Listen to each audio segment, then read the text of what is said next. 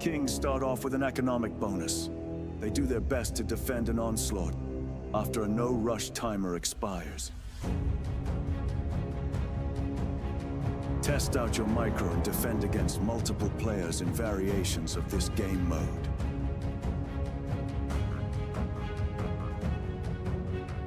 Or be part of the masses. Team up with your allies to topple the throne in a glorious victory.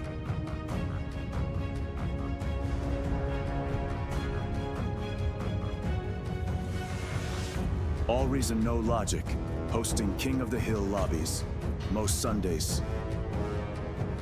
Join our Discord to be part of the action.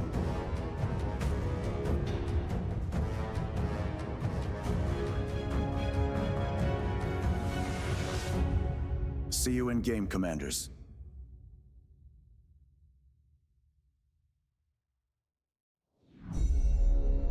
Beyond All Reason fans, welcome to King of the Hill by All Reason No Logic.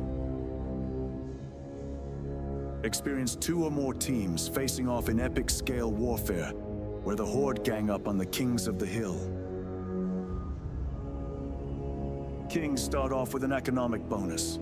They do their best to defend an onslaught after a no-rush timer expires. Test out your micro and defend against multiple players in variations of this game mode.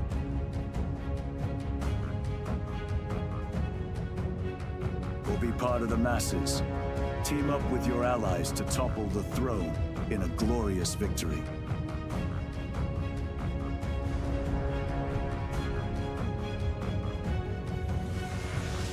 All Reason No Logic, hosting King of the Hill lobbies, most Sundays.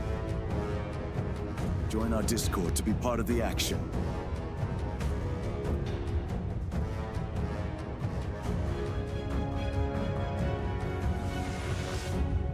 See you in game, Commanders.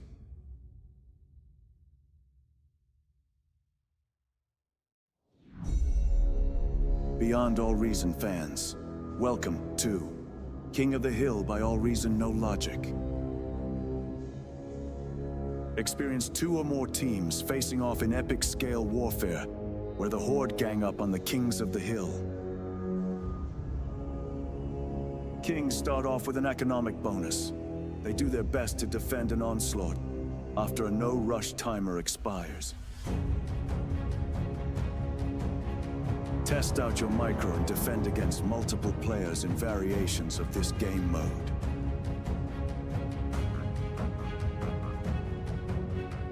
Or be part of the masses.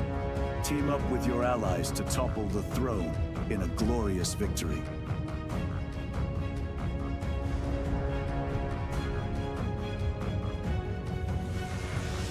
All Reason No Logic, hosting King of the Hill lobbies, most Sundays. Join our Discord to be part of the action.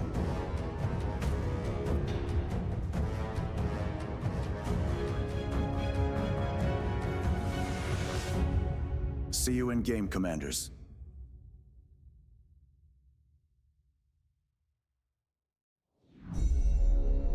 Beyond All Reason fans, welcome to King of the Hill by All Reason No Logic.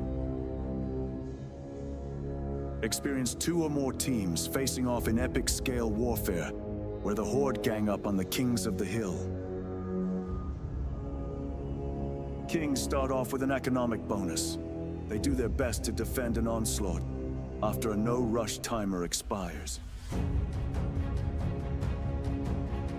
Test out your micro and defend against multiple players in variations of this game mode.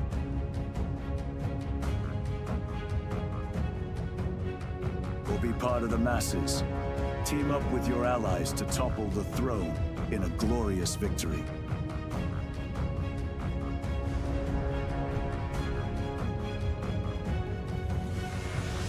All Reason No Logic, hosting King of the Hill lobbies, most Sundays. Join our Discord to be part of the action.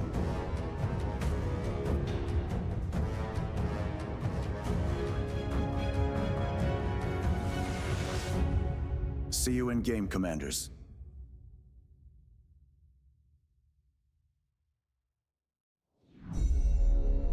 Beyond all reason. Go.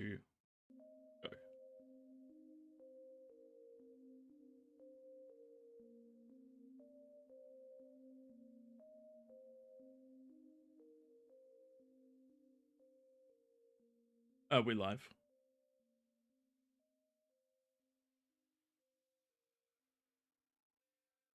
Interesting. My stream is. There we go. Nice stuff. There we go. Hello, everyone. G'day, everyone. A little bit of streaming fun today with a bit of a bitrate issue for uploading, so hopefully the stream runs nice and smooth. Looks like after the 60k event, we're a little low on players tonight. So depending on how it goes with filling the lobby, we might end up doing something a little different. Right now, I reckon Cookie should jump in here with us. What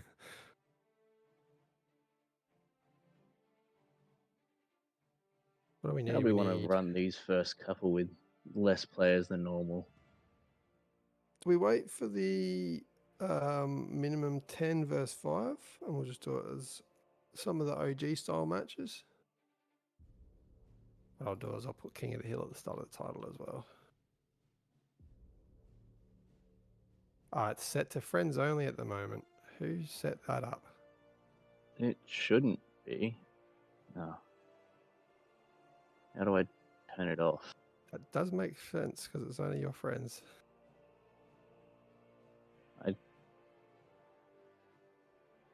That might be a new lobby then. Let's just scrap the lobby and start again there. Yeah. Sure. We'll give that a shot. Only problem is Nightmare's gone. Potentially. I mean, it doesn't look like it. Is APM on your friends list, Tom? Yeah, everyone's on my friends list that's in here. Yep.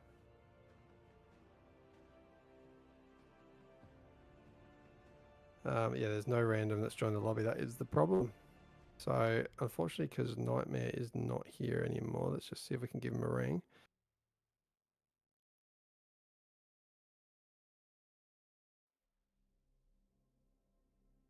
We'll restart the lobby. Tom, you go do that now. And just make sure it's no friends. I'll just send Nightmare a message.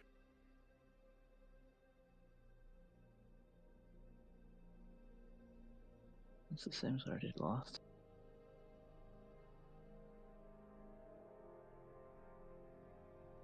Sorry about that, everyone. Yes, we will find out.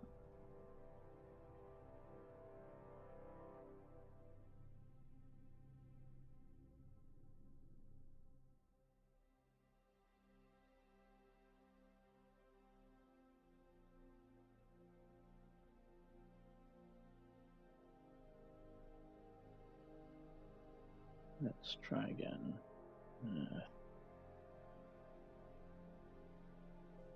Hopefully we get a good server. That's the tricky thing.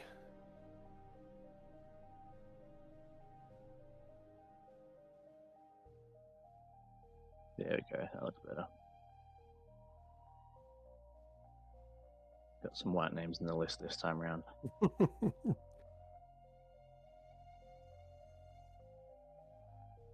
Jeez, that's a lot of people joining. New lesson learned.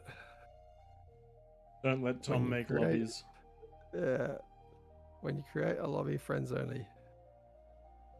Well, it said passworded originally, so I unticked that and then launched the lobby, so I don't know what I did different this time compared to last time.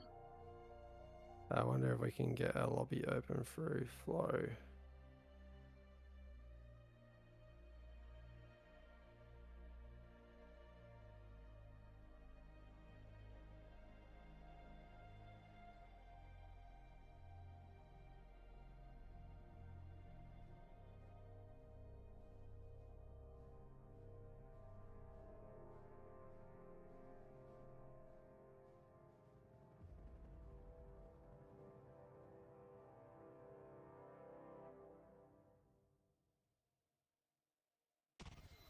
That's a bit better. Yeah, Nightmare's here now. Ah, sweet. with this many people, do we want to look at doing one of these or move into a throne? How many we got? 10. I'm not fast. 20.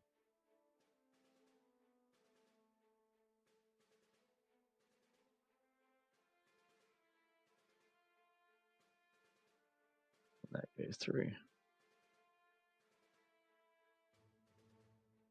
You boss, you.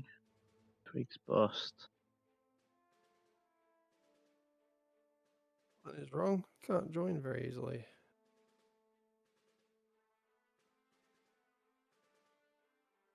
I'm just going to let Nightmare do his bits and pieces.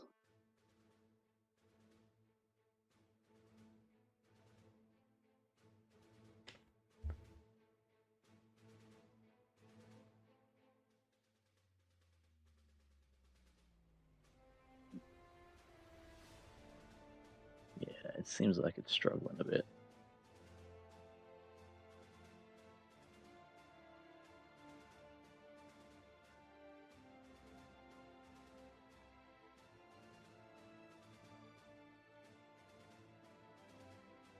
Something is going wrong.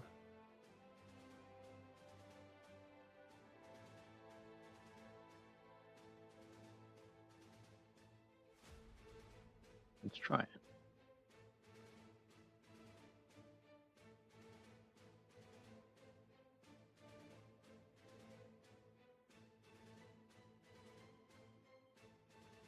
Gee, that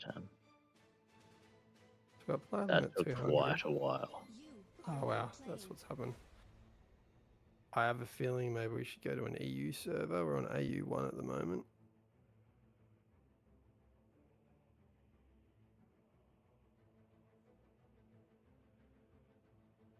All right, we need one more king, and we just might kick things off straight away. I One reckon person so. sitting in there. These are 45s, aren't they?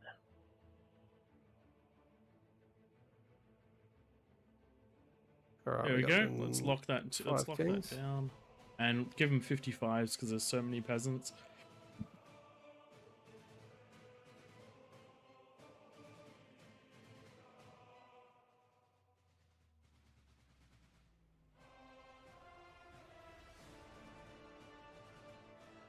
Do we have any ID issues, or is that all good? We will find out shortly.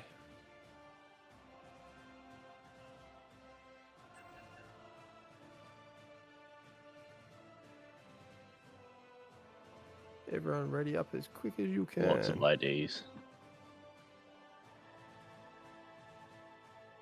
Got 5 to 10 ID issues. So just make me a boss. We'll press balance, and then we'll manual move everyone. I reckon that'll be the fastest with only a couple of people in the lobby. I cannot boss you. I've I think it's because of the event thing. Let me.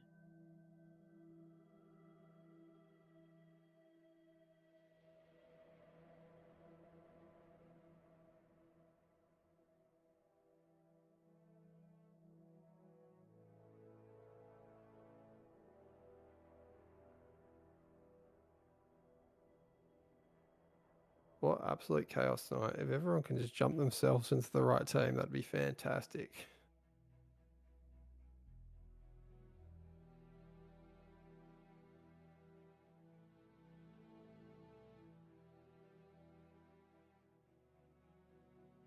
Okay, Cannot wait for them. looks to till have they ask fixed me it. once. I'm just gonna start moving everyone back. I would help, but I cannot. Oh god.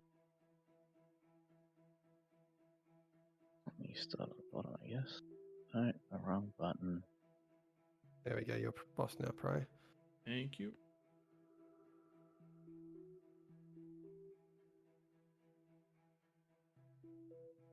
Absolute chaos in the lobby.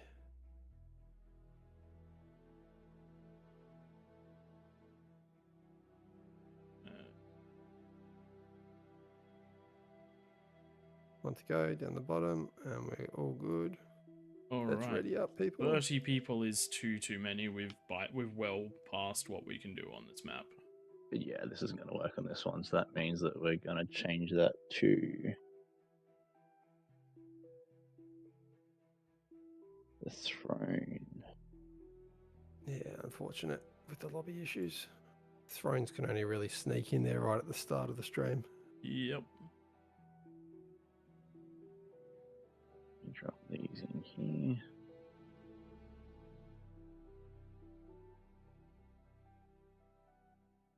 You got the dirt one, yeah? Yep, that's the dirt one. Or at least it should be. Cool. I'm expecting that box 1 should move itself in a sec. And I'm going to start putting the bonuses back down to the 45 based on the number of players. Or do we just leave it? Just leave it at 55, I reckon, but we need 2 more kings. Oh, actually, no, 45s. There's only 30 people. Let's go middle ground and give them 50s. I'll start in the middle.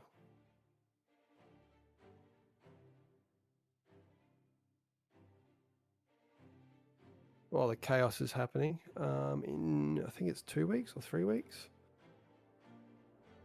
On the it's an Australian long weekend, the 5th or 6th of October, I think. King of the Hill will be slightly longer. It will be our 50th episode, so we're just rounding it up to a 1-year anniversary. Take advantage of the sleep in the next day, and I'll stay up a little bit longer. We'll do some bigger King of the Hills. We're hoping to get some of the devs in the middle, some of the mods. Hopefully PTAC, right in the middle of Raptor Crater. Can you guys see box 1? No. Wait. Why is 2 the big one?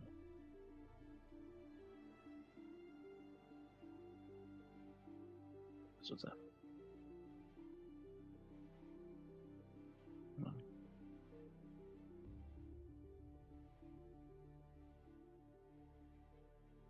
There we go. That should be good now. Okay, King of the Hill, Claymore. Get some rules pasted down there into the in-game chat.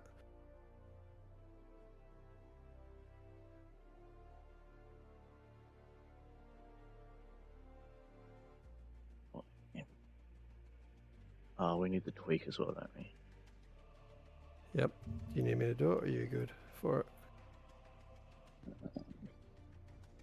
Oh, I've got it ready in front of me. Yeah, if you've got to dump it in.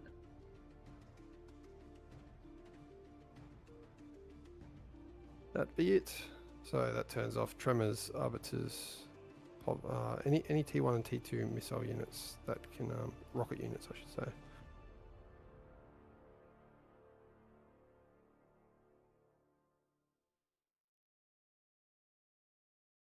Okay, let's get things kicked off. What do we got? Is that 35? It's right below the arrow. I cannot read the number. Should be good to go.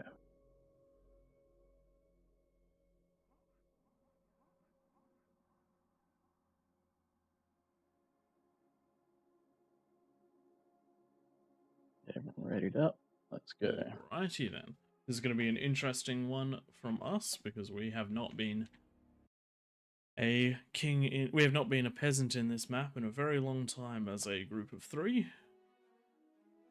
My money's actually on the Kings, I reckon, with that 5% extra bonus. I think I saw there was only 35 peasants. Usually we've got about 50 in recent King of the Hills. Let's prove my theory wrong, though.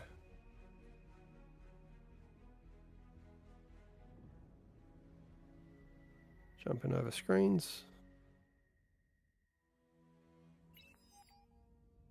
Alrighty. Good day to everyone that's joining us in chat. Mr.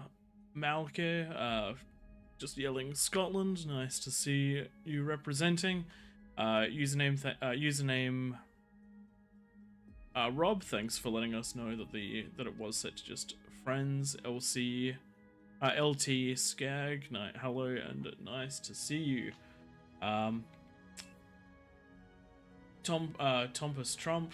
So this is King of the Hill.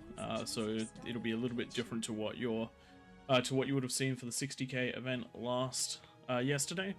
The titles should all be up to date now, hopefully.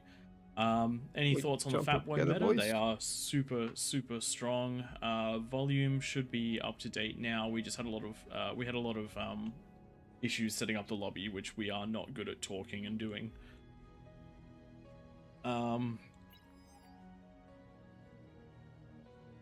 Ray, why you going in the middle? Just a bit of fun. Because I can't find you guys. I don't know where you've gone. Go there, bro. Yep, I see. There's a double mix there waiting for you. Very good, very good. Yep, I see. That's what you want. All right, I won't stay in the middle then. The 60k event was a little bit of a smaller one than usual because after how big the 50k event was, the devs and the mods are gonna put all their time into, I believe it is the 100k event. Hope you enjoy, Keiko, and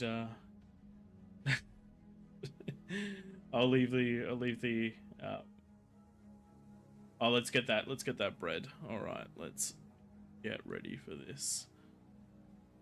Thanks, Senshi. I know the bar team is very, very proud of getting to that 60k event. That 60k.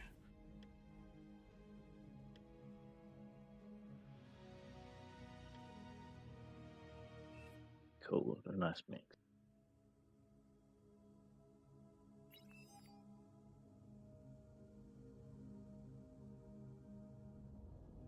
All right, so we've got powerhouse down there.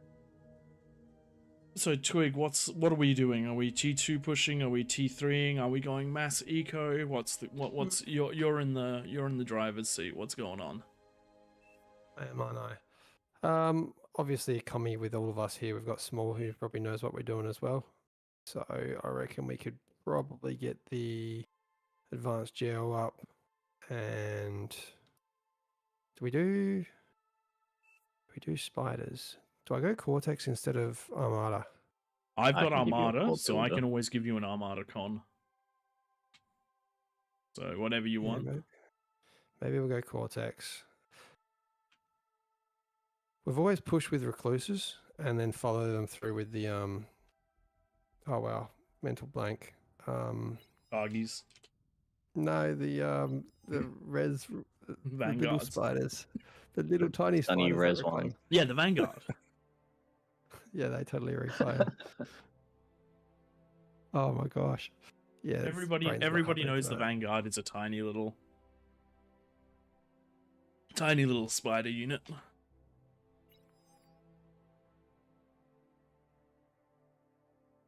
All right. I like Daddy Long Legs. Got that little thing that tickles but doesn't really do any damage. Get this ball rolling. Battle started. Oh no, I've stuffed it all up. The Weber. I totally didn't just spend a while getting. I set my comm to build the wrong metal extractor first, so we had to rotate. I've stuffed it all up. I'm sorry, We're gonna guys. lose now. We're doomed. We're totally doomed.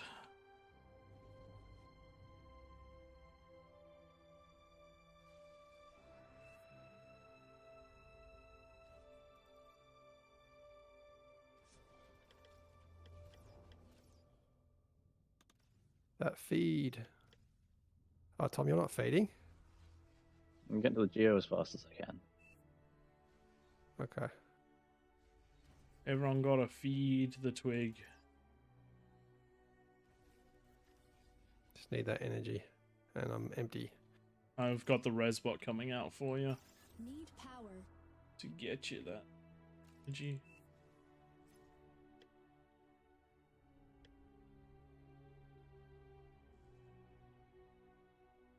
There you go, that should help a decent amount, and then you'll have another one going in just a second.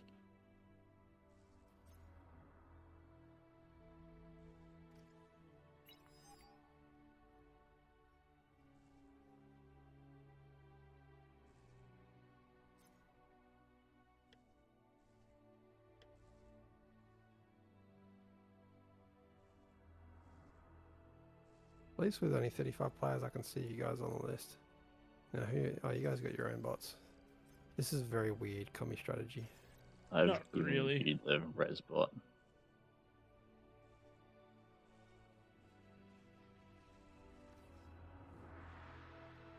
Because we're so far away, relying on you for the bots was not ideal.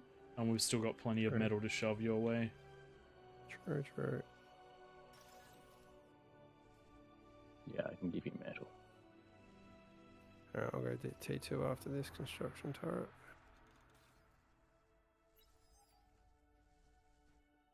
Twig, the res bot didn't grab the rest of the commands, so it's just there. Hey, no worries. Get him rolling.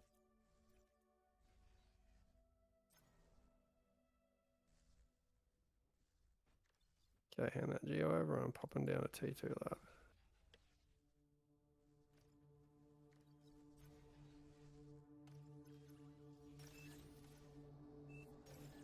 Reclaim those labs. Just don't feed me too much metal at once. Yeah, that's what I'm being. I'm trickling it to you. Lab's nearly gone. Yeah, my lab's nearly gone.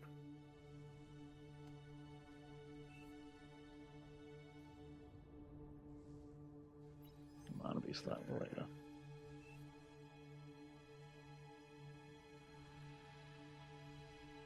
Mine's Okay, coming good on now. wind. Now I need conversion.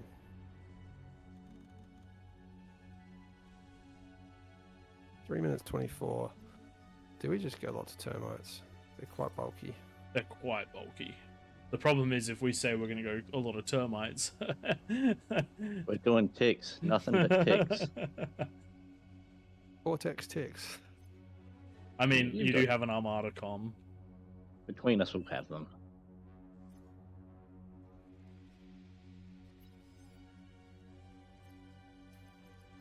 Get that thing Yeah, on okay. the. Get that thing One's on at building. Yeah, I'll just go to the mexes first because that's where we're actually struggling. Yeah. And then I mean, I tap can that com one and bomb. give it to Tom. That is not there. Do it there. God damn. Even though I know you were joking. An allied Uh. commander self-destructed. You've received new units. I was just trying to help. Jeez. Big, what is it doing? Yours. Oh, yep. Nope. Never mind. Never Upgrade mind. I see. mexes. I know what I'm doing.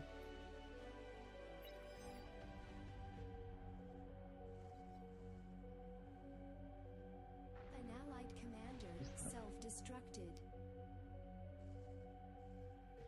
Why'd you give me that build tether? Low power. Did I? Yeah. Must have had it selected at the same time as the. Tom, you've got your mechs. Have you got a single builder? Assign that, and then yep. Thanks.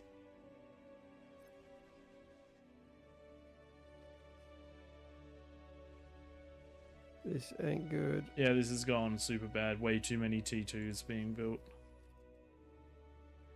Yep. I Eat needed to the just do eat one the tap. T1s. Yeah, I already ate two, and I'm eating Tom's res bot. Have this one. Need back. have that solar. I don't want any back. I just Oh, I don't need that T2. It's built the max, so it's done its Oh, job. the mix isn't mine.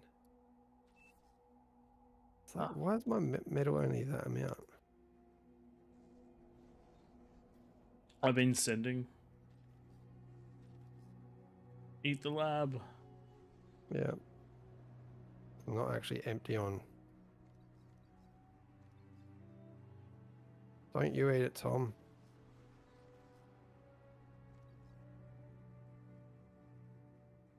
Okay, what do we need? 6 minutes. Small's got his mix as well.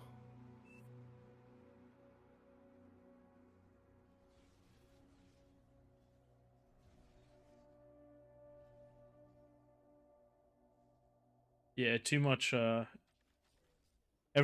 much. Like 4 wind is what you need to manage yourself. Essentially, anything more than that is too much. All the metal has to go into one player. It's built. allied commander self-destructed. Okay, let's build. Ah, I don't have the T2. I thought you gave it to me, Tom. Sorry. I walked it back Yikes. over there. Ah, there you go. This is going terribly. So bad. Yep.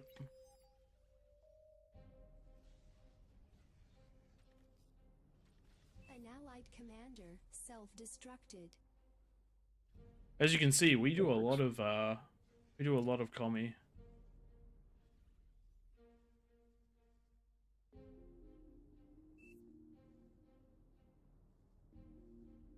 Very good at this. Get more of that conversion gun. If you compare that to the bottom of the map, they've got their APHIS coming up. Yikes. Yeah, that's how you do it. That's how you do.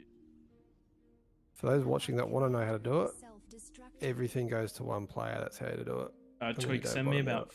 400 metal so I can finish building these T2s for you. Cool.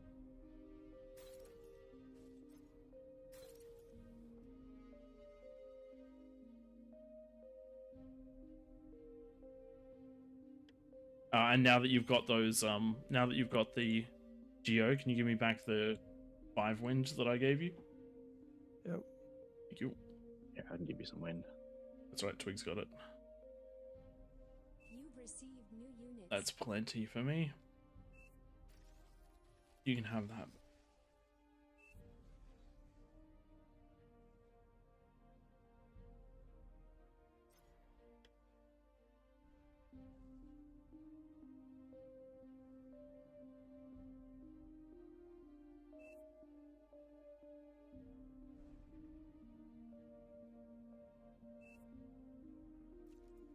We're at 8 minutes. 8 minutes. It's actually, yeah, it's not great. It's not too bad. I'm All's also gonna have should probably be spam. making units. What's the shortcut to build those walls And you've around got the yourself the Sheldons, so that's bad. I'm not necessarily going to have these up and run. hole? Yeah, but I give you stuff. I know that you've commented before, Tom. Yeah, that metal should all be in something else.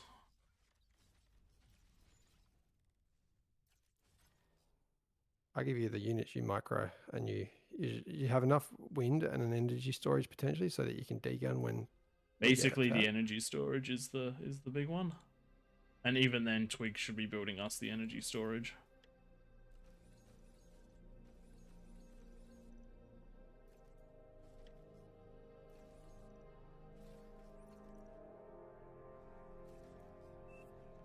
Lava level is dropping. Okay. Oh,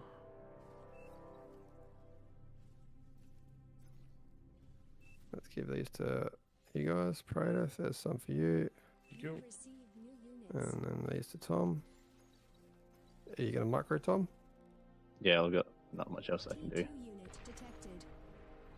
An allied commander self-destructed. Let's see what we got here. Let's see what we can find. I can see cameras on the high ground. Just spread those units out as much as possible. Okay, we got lightning coming our way. Beamers, beamers. Oh my god, beamers. Ollie's nicely defended up here. Oh, let's try a different entrance then. Go to that one, Tom. Oh, I'm not set up for that side at all. A lot of jags. Okay, gentlemen.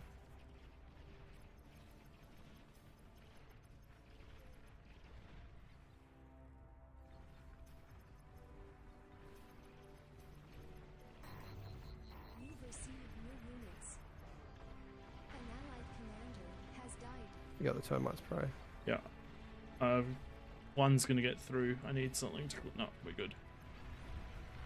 We're good.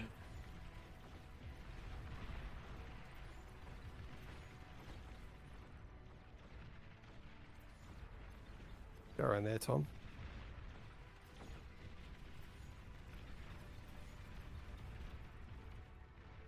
We are very similar couples here.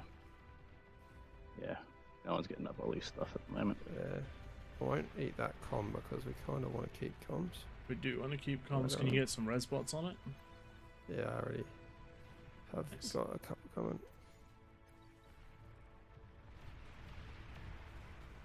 Looks like they're well and truly spider defended. Okay. Battle paused. What do we got here? What's the pause for? Ollie's board game. I don't know. Artillery hitting me. Where is Ah, Ollie yeah. starting? This though? one down here. Does that reach? Battle started. Just No, which one is it? that one. Yeah, it just goes over that hill.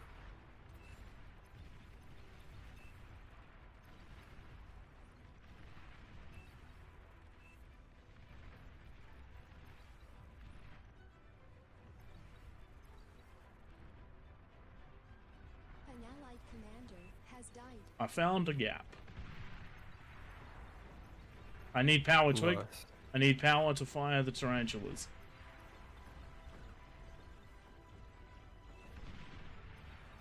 We've received new units. Should be enough now. There you go. That'll keep you going. Thank you. Okay, let's give this all to small.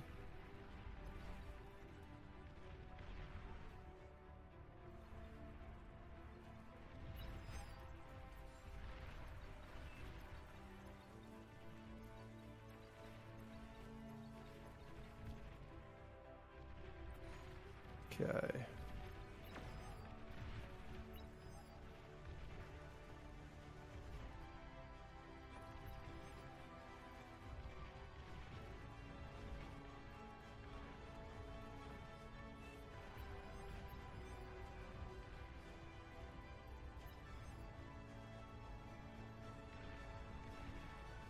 I'm gonna try something sneaky.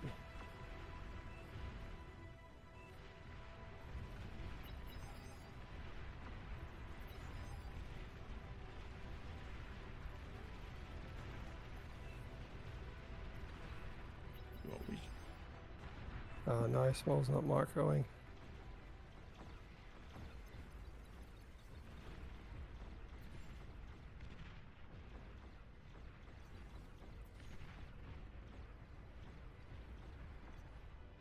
okay.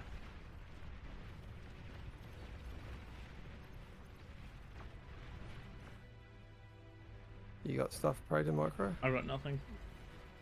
These Got one yours. You're termite. gonna have to keep giving us stuff. New units.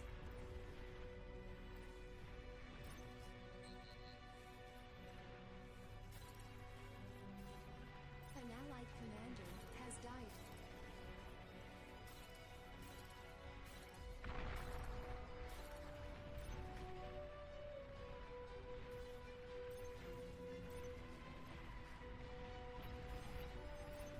I need spam there, Twig. Just send those ticks.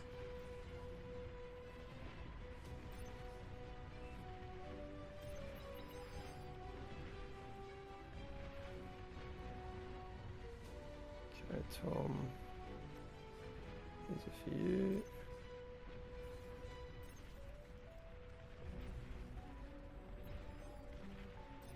Those units are going to be coming up through there, yep. You're low on power. You guys get ready to prep. Give me the Tom, ticks. get Give me ready the to push. ticks, Twig. I can't. I'm busy. I'm sorry, man. I gotta get these in.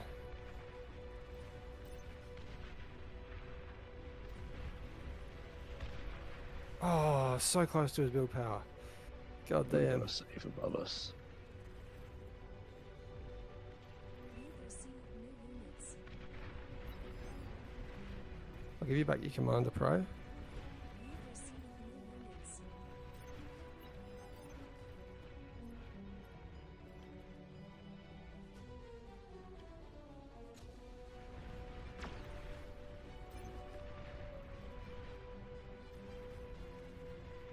An allied commander has died.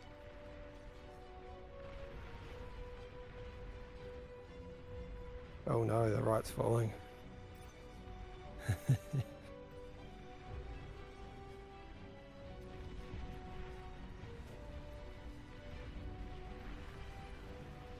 Yeah, that's gonna take up there. Good to know.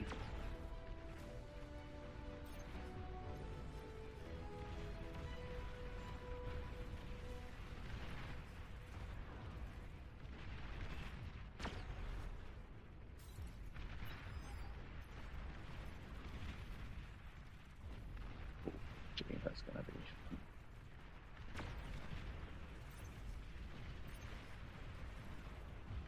I'm gonna move around to the bottom side, I think. They're fairly well covered from the top, like from the hills. Yep. So I don't think we're getting in with some spiders anytime soon. No, I would be moving on okay. from spider tech. We should have moved Spiders on from aren't- spider tech the moment we did the first spider attack. We did all this. I canned it right then, and then I've just built 5 just to see if they get any value. They're not going to get any value. An allied commander has Anyone we haven't pushed up, I can see they've got defenses all around the top. Yep. Who needs units? I can't get in with the ones that we've got. T3 unit detected. That's on our side. Yep. There Raise we it go. back. Might make sure you might grow that.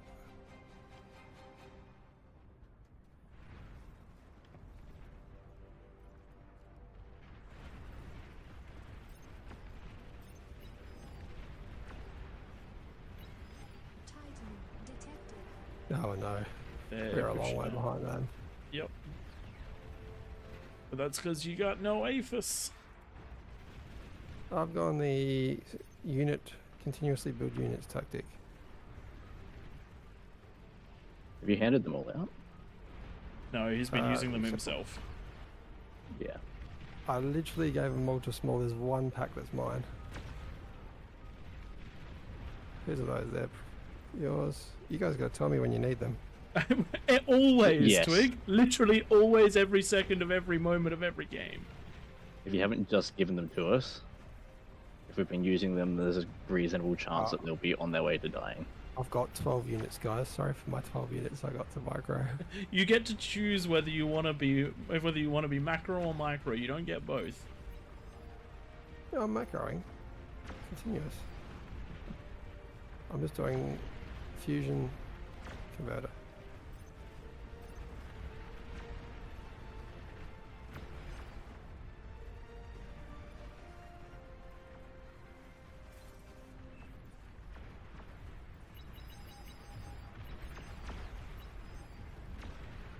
You received new units. Stop giving us Sheldons. We're so far past the Sheldon point in the game. What would you like, We mate? can't get close enough to shoot. We want vanguards and we want catapults.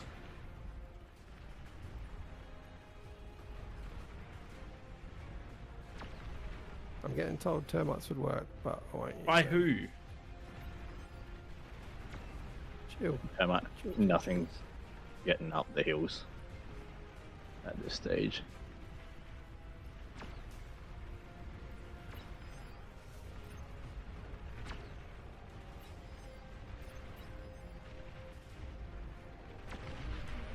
Destroyed. Nice. I should take a bunch of pressure off.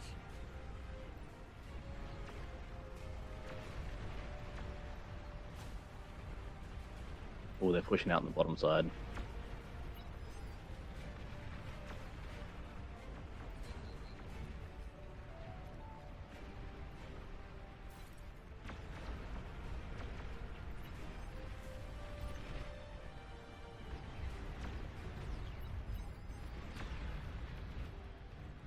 This is a concern.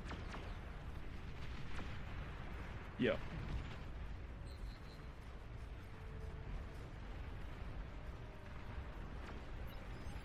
I'll move my comm over, but there's not much more I can do than that. We've got a bunch of mammoths pushing us.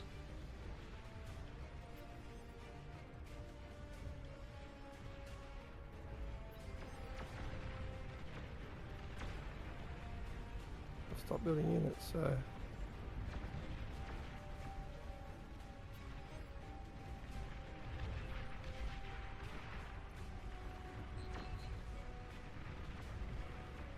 You might need to get back into them fairly quickly. It's alright, don't worry about it. These are all T3. Okay. I'm building snipers, but you guys probably don't have the energy to control them. We No, definitely do we not don't. have the energy for snipers. And the mammoths are down to 1 mammoth. Okay, nicely done.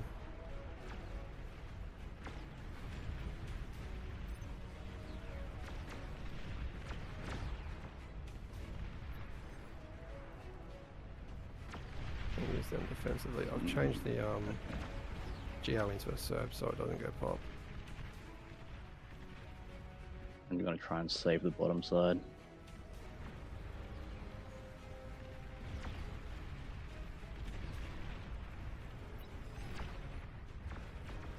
How are the outsides going? It looks like one of our dry sea players is coming up to help.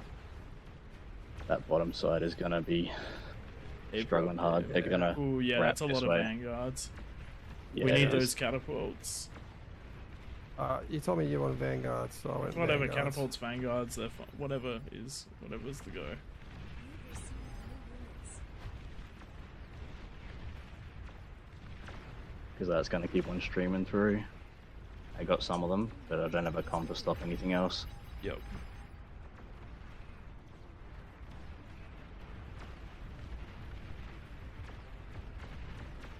allied commander has died.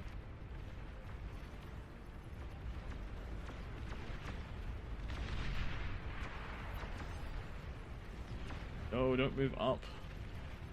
An allied Yeah, commander they're coming. has died. Titan detected. Alright. You've received new units. What beats vanguards? More vanguards and catapults. With the ability where we have vision and they don't. They've got nothing but vanguards in that mix, so potentially spam. But Yeah, I've already got onto it. An allied commander has died.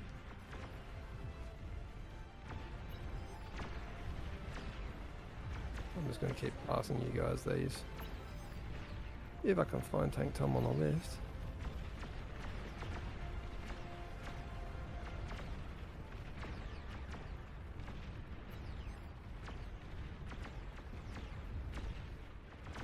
You've received new units. Bomb, you've got one back in the base. yeah. I Titan have pushing some ahead of us. The conversion. Titans and Razorbacks are now screening. Oh, detected.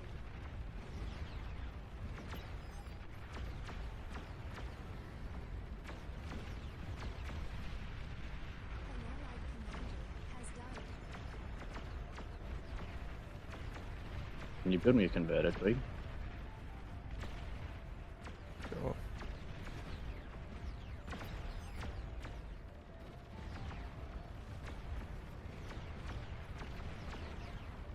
Ah, I meant the bigger one. Sorry. We need your comm in the way here, Twig. Get it? You've received new units.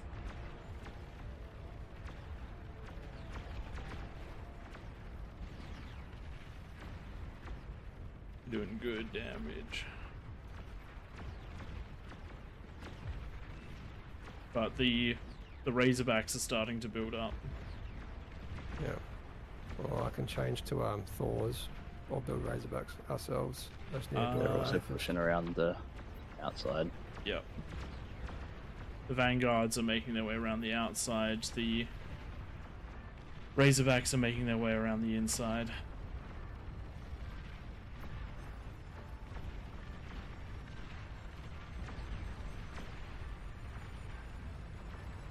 They're coming for you, Twig. I've got the Razorbacks mostly covered. There we go, now it's just the Thors. Oh, sorry, now it's just the Titan. Near the flowing river.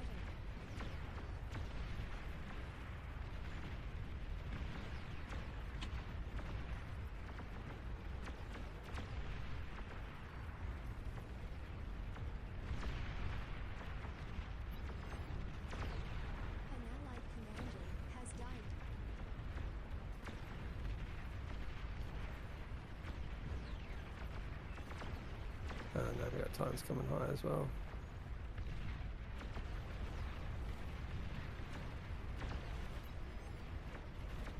Mass Kargi's going up over the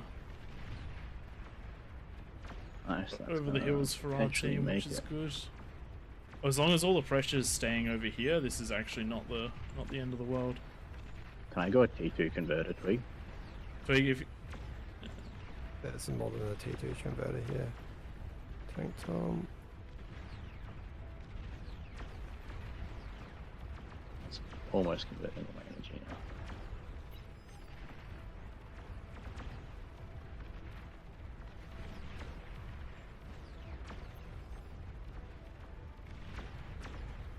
make sure you've got those res bots that are coming out on actual commands.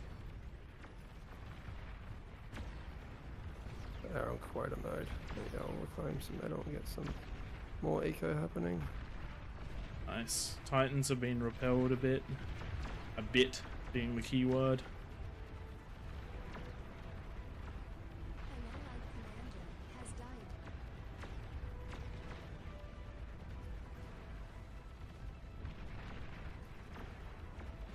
Yes, we've got enough spam coming out that we're holding this line now.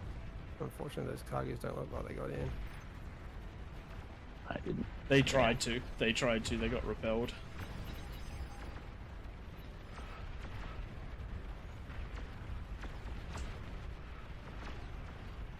We've got a big Razorback push headed up. Yeah. I'll give you some more of these actually. I was going Thank down you. to give them to Small, but I'm going to give them to you.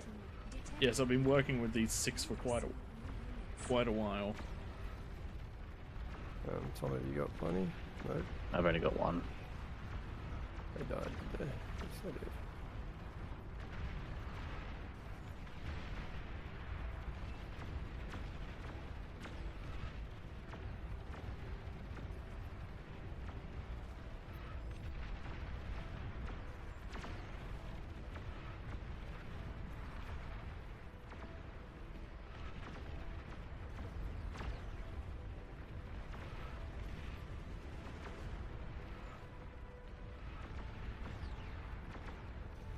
You got Tom.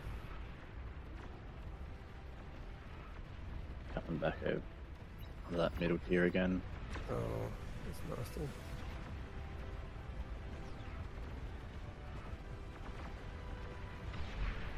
Might build some more spam.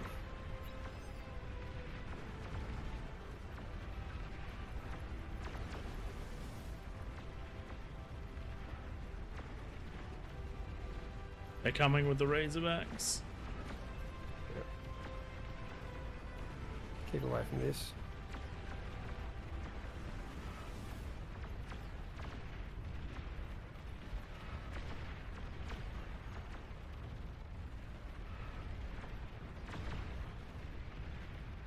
That's right, they won't make that through there.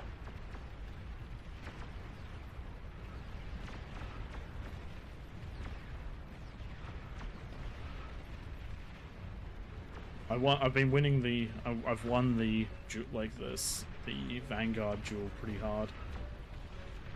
Nice. I'm up to 28 T3 kills on these 11 Vanguards. Gonna start getting us some res bots up. Yeah, we have continuous red box happening, but where are they? Okay. We'll get more.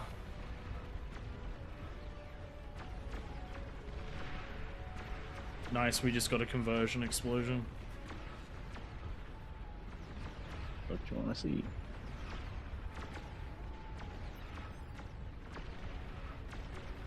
Yeah, comes healed.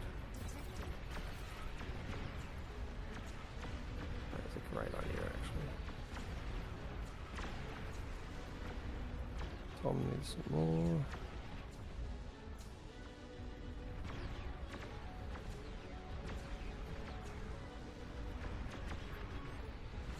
Small is doing work on that front line. Yep.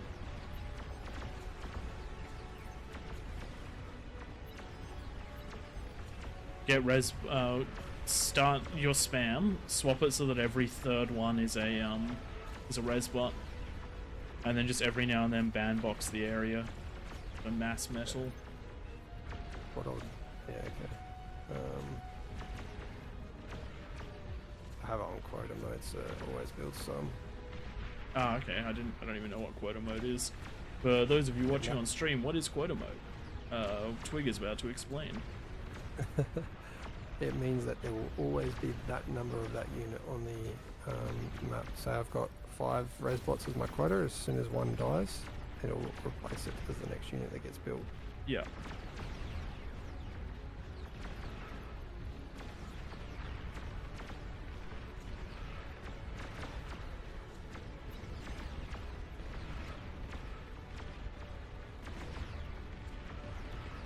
And how do you do quotas? There's a button in the lab that says Q mode, quota mode. You just toggle it. Nice. Few titans coming in. Small, you're up. I've done a lot of damage with the vanguards.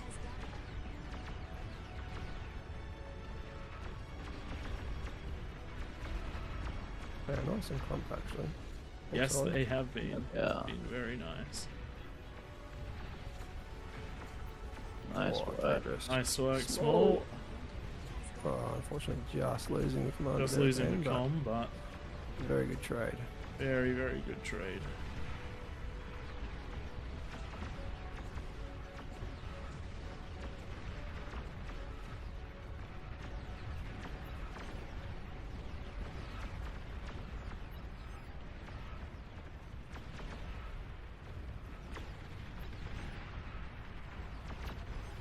Oh, nice. A Titan got up into the middle and destroyed all the conversion. Oh no. Oh boy. That's Get gonna that. go boom. Get that conversion, boy. Oh no, he's going for the Aphis. Oh, no. Yes! I think that'll cover it. Okay, we're going. We're going. We're going, boys. We're going. Everyone There's a push couple to the Titans middle. there. They can only kill so much of us.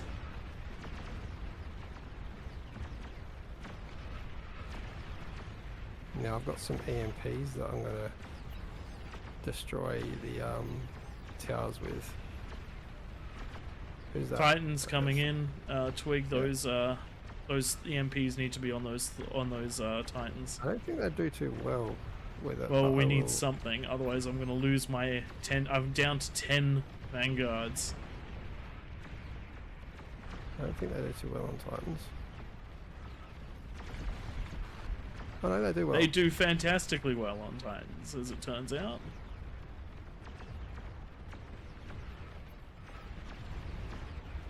Thor's actually just alright with that surround on the Titans as well.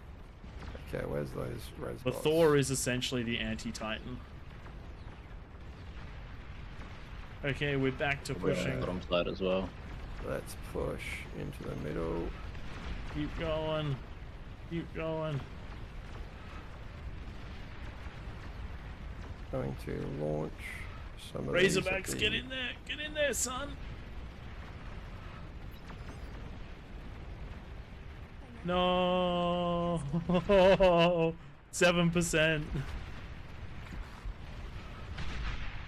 Oh, there we Ah, go. yes. That's a big boom. There we go. Nice done, team. Nicely done.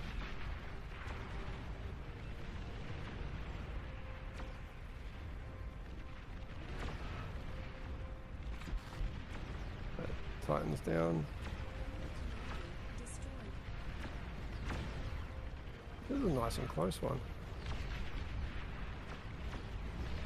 Yeah, we weren't far off of getting pushed to the point where we collapsed as well. Unfortunately, the Vanguard Ball indecision really helped us. They went down, then they went up, then they went down, and then they went up again. And that gave us enough time to get Vanguards of our own. And if the Razorbacks had pushed my Vanguards off of the fight, then their Vanguards never would have died.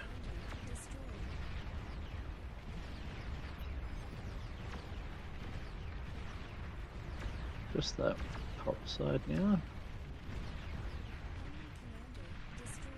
Johnny dropped tables, letting us know that there may very well be a all reason no logic quota mode short, and if there isn't, that we should make one. Should probably do it. It's pretty We easy should to probably get do to it. make, actually. There you guys go. I gave enough. If you guys got the awards, clearly gave you guys enough stuff. Let's have a quick Just look at those always know statistics to right there. complain. I am the second highest damage in the game with 10 vanguards. Or 11 vanguards. And 1 ball of Sheldons and 6 termites. 978. Nicely done. Gotta give me more stuff, Twig. You gotta give me more stuff. You got enough. You're greedy. I won't say the next word. Have a quick look at those brass. That damage dealt. That is quite a lot of damage done out of the Red King. Very nicely done. Wouldn't Let's have a mind look at the watching that metal one back. produced. Maybe that Let's see will be where our cast Twig one for lived the in week. that one. Twig was pink. You were second on the team for metal produced. You still complain. I do complain. Should have been Not first. against. Was it be Melody? better. The OS 3000 player. A nickname. Glad you enjoyed that one. I did my best with what Twig gave me, even though it was very, very little. I probably could have built myself an economy and more vanguards in the time it took him to give me 10 vanguards, but that's okay. For those of you wondering, Recruit. this one is for those of you wondering, we're Australian, so don't take anything like that too seriously. What do you guys want to do? We sticking in for another one? We casting? I'm gonna jump You out cooking? and cast one, I reckon. But that was actually really good fun. Feeling like you're fighting against the odds is a good time. But I reckon we grab some new kings. We give them a plus 60. We gave them plus 50, didn't we? Yeah, give them a plus 60 this 50, time round. 60? Because we've got a few more players around the outside edge than we did before, and we'll see exactly what happens. And this time, for those of you watching, you're going to get a view from above if you're on my stream. And Twig, what are you going to do? It looks like you've jumped Yeah. out into spec, so we're going to be recording well. this one. What we should actually potentially do is, but like, Tom, you tend to be in the games a lot more than Twig and I do because of the casting. We Yeah. should actually consider throwing the stream hosting to you on these nights, so that people, if they want an in-game perspective, can get an in-game perspective. Fair. Yeah, not bad idea. We'll have a Not bit too of a bad idea. discussion, and we'll also listen to what people say about it in the comments in the chat. We'll post it as a bit of a question over the week and see how that goes. This is 7 kings we're looking for, isn't it? It is in fact Yes. 7 kings.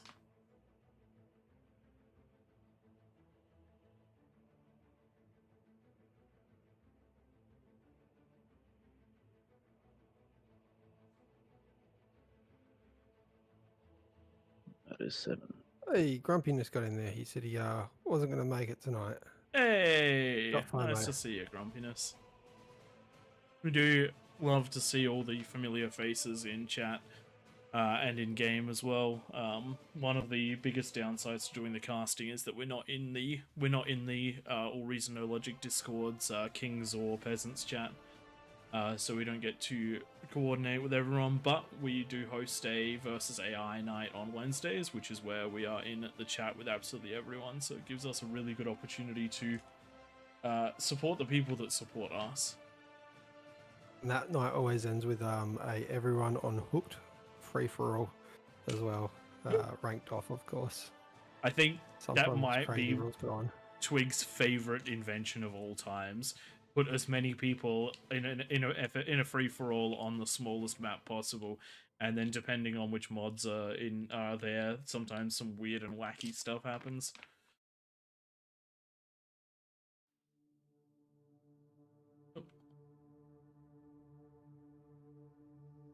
Basically just waiting for everyone to ready up and we should be good to go again. Is 50 gonna be... That's about the limit of this one, isn't it? Yeah, So 60 people is the crossover point to go from throne to Raptor Crater. If it's any bigger than 60, throne just doesn't work. 50 is a good amount for throne. Got a few more, so let's get this one 57. kicked off. One that's still download. A couple that aren't ready up. I think we're just gonna have to call it. Any of Other you? than-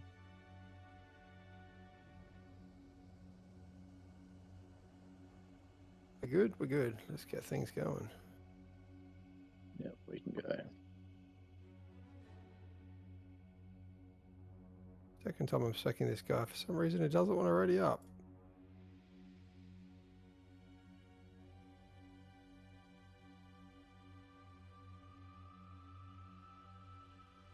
If you join, ready up, or else you will be kicked. There we go. I inspect.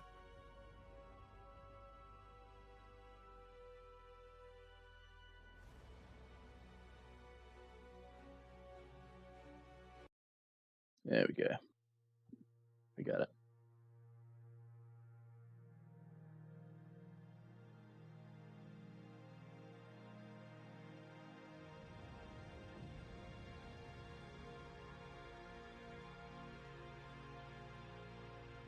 I should have just referred to the Twitch chat, AllReasonNoLogic Twitch chat, when I was trying to remember the name for the webbers. It was written in there.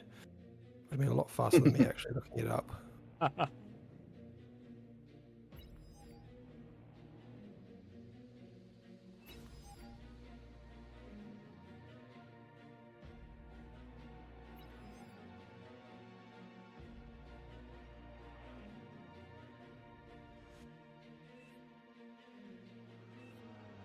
Have you been reading through the questions on the chat? We've got one here. If two players are trying to build the same thing, and one player has plenty of metal but no energy, and the other player has plenty of energy but no metal, does the construction proceed as normal or go to a crawl? It will go to a crawl. Yes, it does not balance out. Share.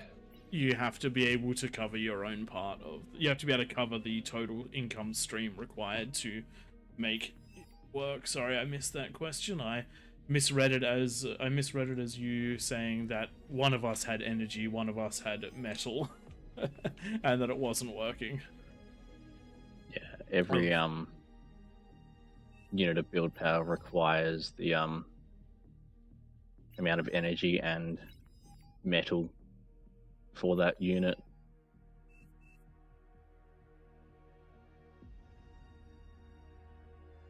Quite the powerful team up there on the hill.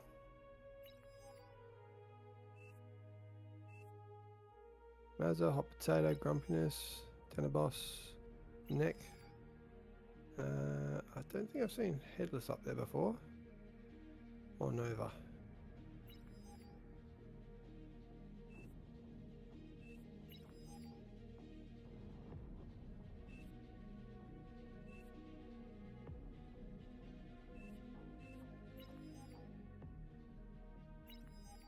Thank Tom, trying out the dirt. I like it. See how you scale. Yeah, I feel like I'm going to run out of space up here, but I like my neighbors.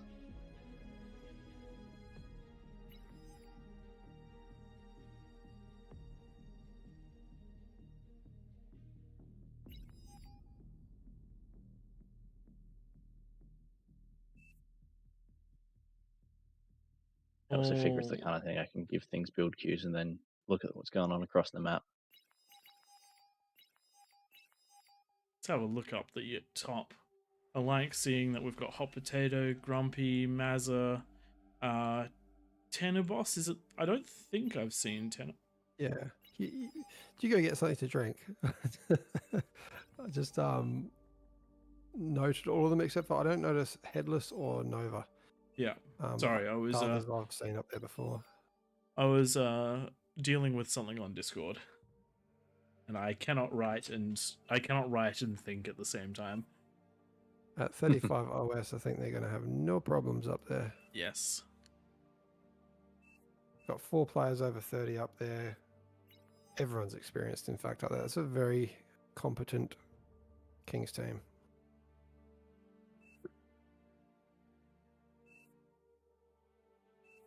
couple players have not already put a position down yet. Unfortunately, they usually spawn in the lava when that happens, because it's the furthest point from any other. It'll try and put you on Commanders. mexes, give you the opportunity. I think is how that works. Okay, one of the players that has not readied up yet is their name is 1,250 metal for you.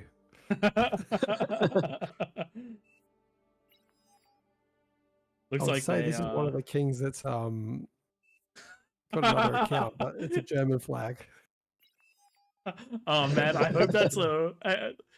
Have you seen just underneath it says "just a penguin"? If you hover over their name, Yes, yes, I have. Please tell me that's that's someone who's renamed there. I need to check my friends list. Hold on, stream. You're just gonna the stream's just gonna go blank for a quick second. That's good.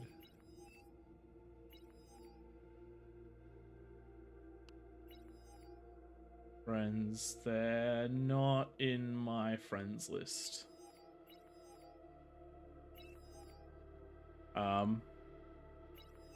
So that it's not someone who's changed their name, which I don't know if that's better or not. But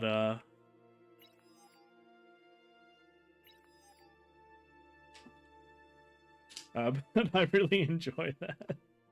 Oh dear, we're gonna have to penguinify our logo at some point, I think. It means you Tank get a Tom, do you little want bow to tie, chuck right? that force start in? Yeah, I could do that.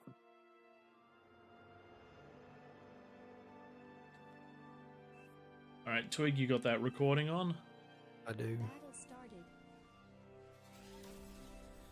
Hello and welcome everybody to All Reason No Logic's King of the Hill on a lovely Sunday night. You're joining us with 55 peasants and 7 kings on a modified version of Throne that gives us this lovely, lovely lava donut thanks to Chronographer from the All Reason No Logic Discord. For those of you tuning in for the first time, this is King of the Hill and I'm Praedith and I am joined by Twig as we will be working out exactly the madness and mayhem that comes of this map. So what's going on? We have 7 kings in the middle of the map. They have 10 minutes before the lava drops and they have to try to win the match, and a plus 60% bonus to try and do it with. That means they're going to have scaling coming from absolutely everywhere, as well as 3 really defendable passes. Air is off, and we've also tweaked a couple of the T2 artillery units so that the kings don't instantly lose at the 10-minute mark. Around the map, we have plenty of spots for players to get their T1 aggression going, to get their defenses going, but also to work together in these corners to get the best possible eco. You can see, milady, it is 1 minute, 15 seconds, and the T2 lab is already down and being worked on, hopefully, between Victor Thule, Avalon's. This will come up nice and quickly. Around the edge of the map, the sea has dried out, and we have plenty of space for the tiebreakers to finish the match. These guys have to work very hard to get their eco built from absolutely nothing, but when they do come online, they're going to be the reinforcements that the peasants that are holding the line need to win this one. Twig, you've just played one of these. What do you reckon is the go to try and win this one? We have a very strong Kings team, so we're going to need some of our favorite things for it. Before I talk about the king, I'm going to talk about peasants. And this bottom right corner, I just wanted to point out that T2 lab, Melody did not bottom out on metal. The surrounding players just kept feeding them every drop of metal needed to get that 2,900 metal worth of advanced vehicle plant up, just like that. And that's how co-op is done. That is just really good out of those players. All right, kings, don't know how you're going to go up against players like that down the bottom of the map, but what you want to do, you want to use your tech advantage as quick as possible to push out and break the front lines, because as you were saying, Prey, those edges of the maps, once they come online, we got to pause. Once they come online, it is a real problem.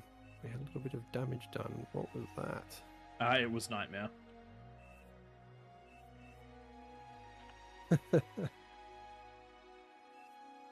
All right, let's get that resumed. Tom? you can just hit a double pause and that will unpause it.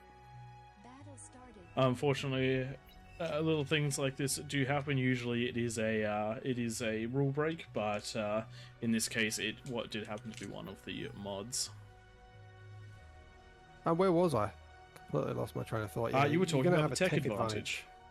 Yeah, and you need to realize that tech advantage faster than the outside of the map can come online. So you're going to have T2 up faster than most peasants, obviously not some like we've seen, and you're also going to have T3 in big numbers before the peasants can match that T3 level that you're going to have in the middle. So get those units out and pushing as fast as possible if you want any chance of winning these ones. Exactly, and if you're on the peasant side, what are you going to need to break through? I love the spider pushes early on, so termites, recluses, and webbers up over these hills.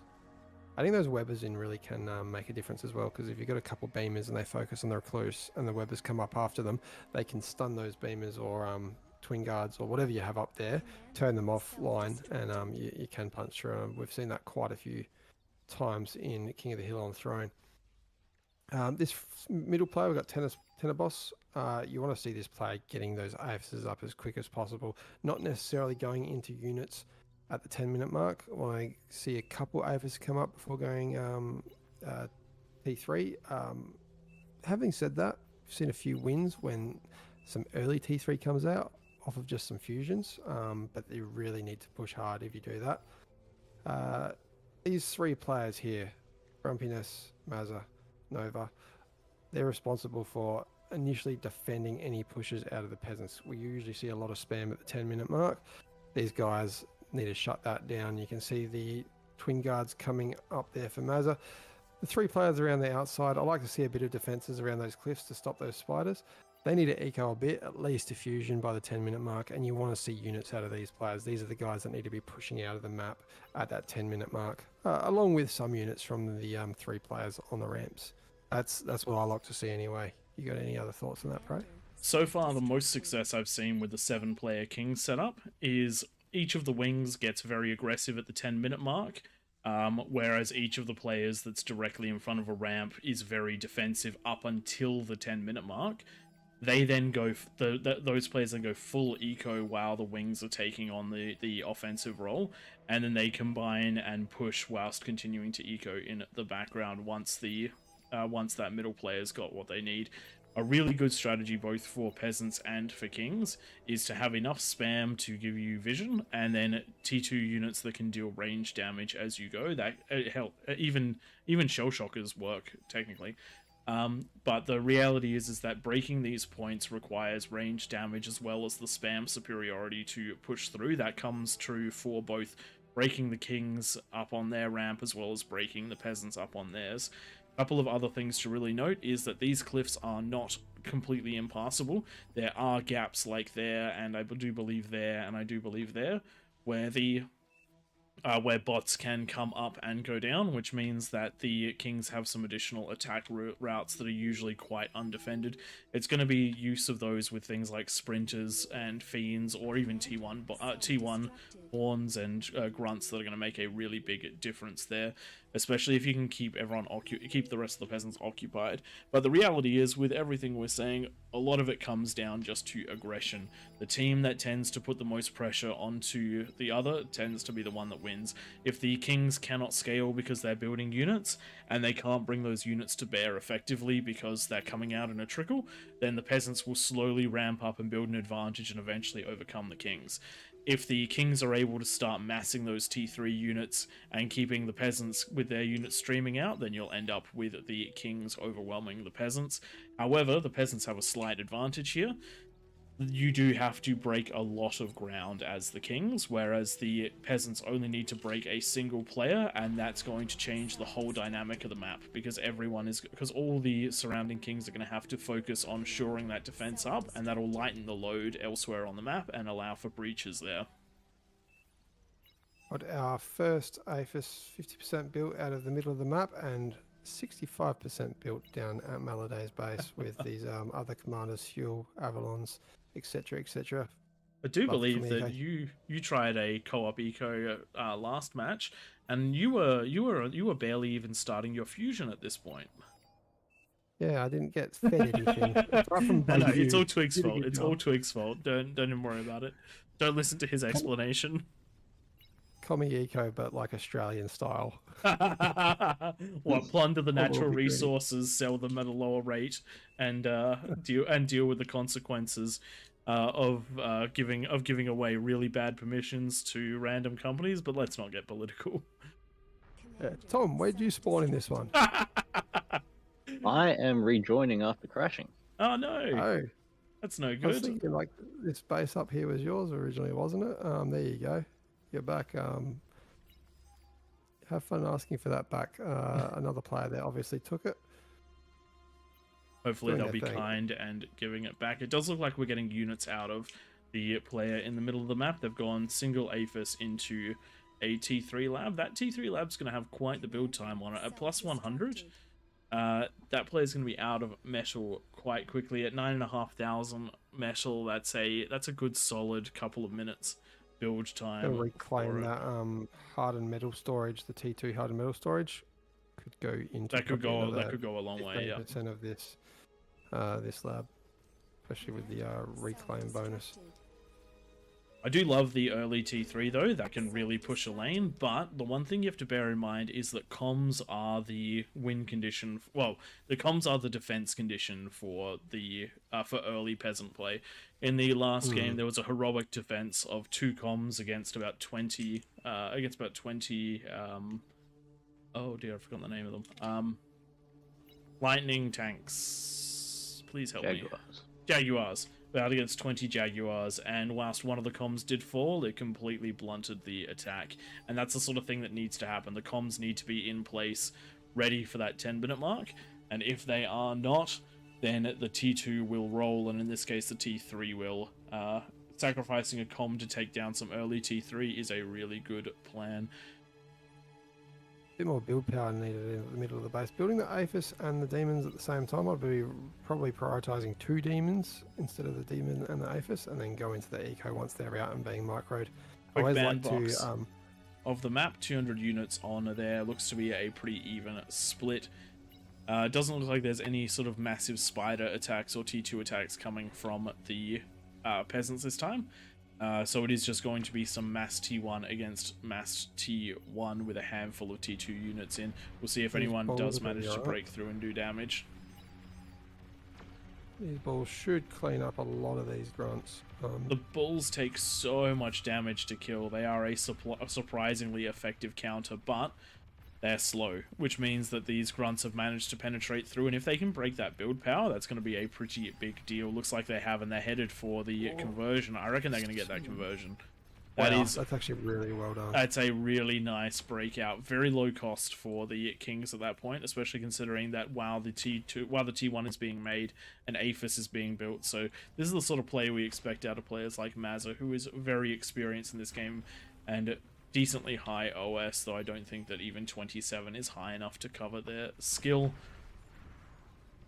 Where did that demon go? Okay, it's been used defensively. That's what's happened. Defensive T3. It's the only T3 out on the map. Honestly, use it. Use it. Use it. Just send it in. You know what it is? There's a Kargi. Look at this guy up here on the north. This geo here, there is not much. And you don't even need the Kargi. If I'm going to select the, where's the demon? The demon can walk up there. F6. Yeah, you can see there's just a little bit that can jump up there. And it kills this thing so fast. This only has 4,000. we've had a rule break that's a really bad rule break as well. Tidal Slave is going to get a ban from that one. Battle paused. What just happened there? He built towers over the cliff. Oh dear. That is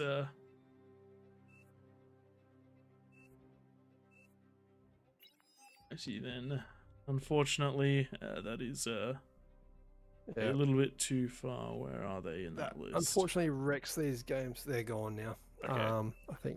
I think the mod got rid of them.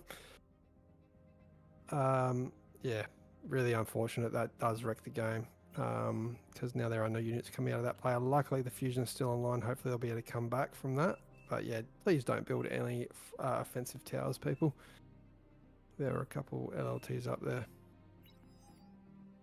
This Let's get game a does resume on this one. unfortunately rely a little bit on community engagement in order to make it work, because the game has not been built specifically around a King of the Hill. Battle started. Which means that it is entirely reliant on the players to do their part and make this. Commander.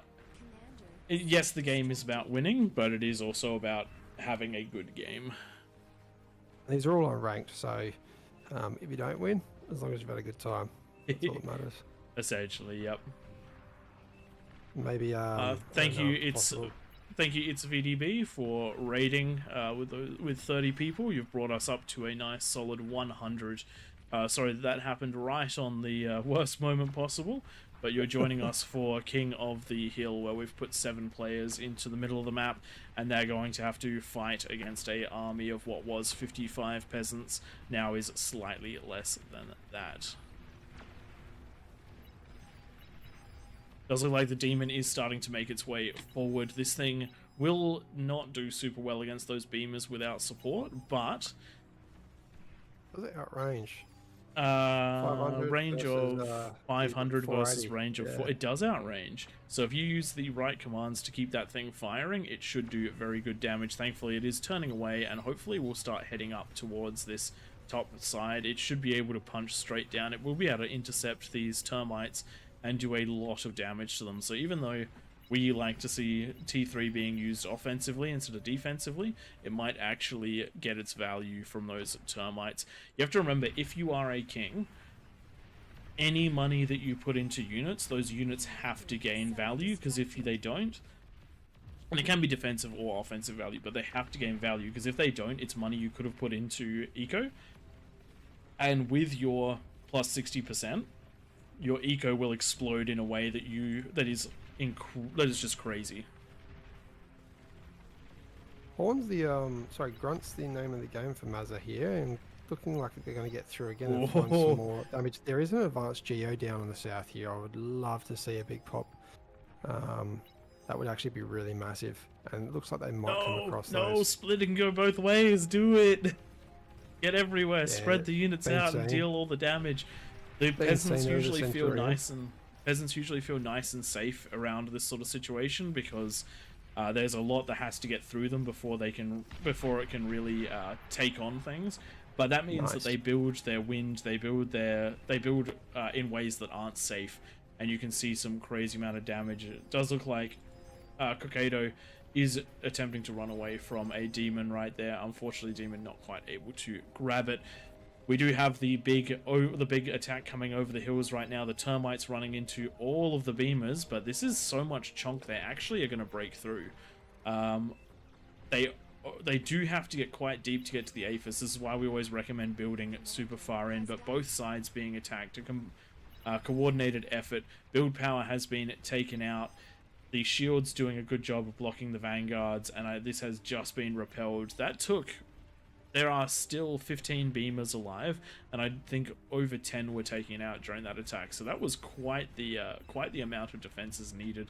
I'm going to take Now that the- one on note, because like usually we don't see that many termites go over the hill. That we usually don't see anywhere near that many defenses either, and they got through a lot of it. Still well placed, well done, and now it's just going to be a battle of the sieging units. Let's have a quick look at the player view on that one. Does not know where the Aphis are. That is huge. That is huge. The units were taken out before the Aphis were. Oh, but blind firing. That was a really good move out of Small right there. Small saw where the shield was, and then used high angle trajectory to fire over the shield, hoping that there would be something sticking out, and that took all the conversion and the build power. Is going. Oh, we've got another pause. What has happened there? Battle started. Unless there's any rule breaks, don't see any. On the right-hand side, we missed that during that great play of the Vanguards. The Kings have managed to break through with a combination of the T1 and the demons. Demons just so hard to deal with if you only have T2. You need the right T2. You need snipers. You need starlights, things along those lines, because the even though they don't have the most health, so they usually die in a regular game when they're facing regular opponents at regular times. In this early stages, you just need huge amounts of damage to take them down before they can run you down. The speed and the damage is fantastic out of them, and now they're going to start sweeping their way around. They have to make a choice. Do they attack the mid-ground players and do as much damage as they possibly can, or do they enter the dry sea and prevent those players that are building up to an insane level around the outside from participating? And in this case, it looks like they're going for what is usually known as the danger corner. For some reason, there are places on maps that almost always get massive amounts of eco, and this wing tends to be one of them, so it is a hot spot for the Kings to go for. With the two demons, it looks like they're going to be able to take out the one that is already there. The second one's coming out, and it does have more health, so might be able to do it, but targeting the build power, so more can't come out. And all that has to happen is that one of these demons gets that little bit deeper in and manages to take on that conversion. The conversion is built close enough to the Aphis, it will potentially chain react. And considering this one is being controlled by Grumpiness, we know that Grumpiness very, very strong against those comms with the demons, and the energy just hasn't been there to make them invisible, so it needs to work out a way of getting in. And even if it doesn't, it's pulling the comm away, which means that the spam has found its way in. That's going to be some dead conversion, and this is going to be one of the biggest corners that the Kings have to fight, crippled for the moment, and potentially taken out if those Aphis can be destroyed. Oh, the ticks it, yep. OP corner is gone. Hot Potato knows the stakes, and they've sacrificed a lot to make this happen, but it has now happened. We've been tunnel visioning on that, but right now we're getting continuous siege on this top right hand side, with the continuous pop-ups of the recluses over the edge to give it some sort of vision. Does look like the King in this position is getting back into the game. More build power, more conversion, good to go. Spiders trying to find places down on the left hand wing to break up. We do have those epic energy converters. If one of these things goes, that's going to be huge, but the units are body blocking for them, which is the right call right there. Power starting to be shifted from that OP corner to the next ramp down, and it does look like we have a lot of high ground. Hot Potato, sorry, I've just noticed this. Hot Potato has decided that thou shalt not get close to my hill, with 5 of these rattlesnakes on the high ground, as well as those vanguards. I mean, look, it's...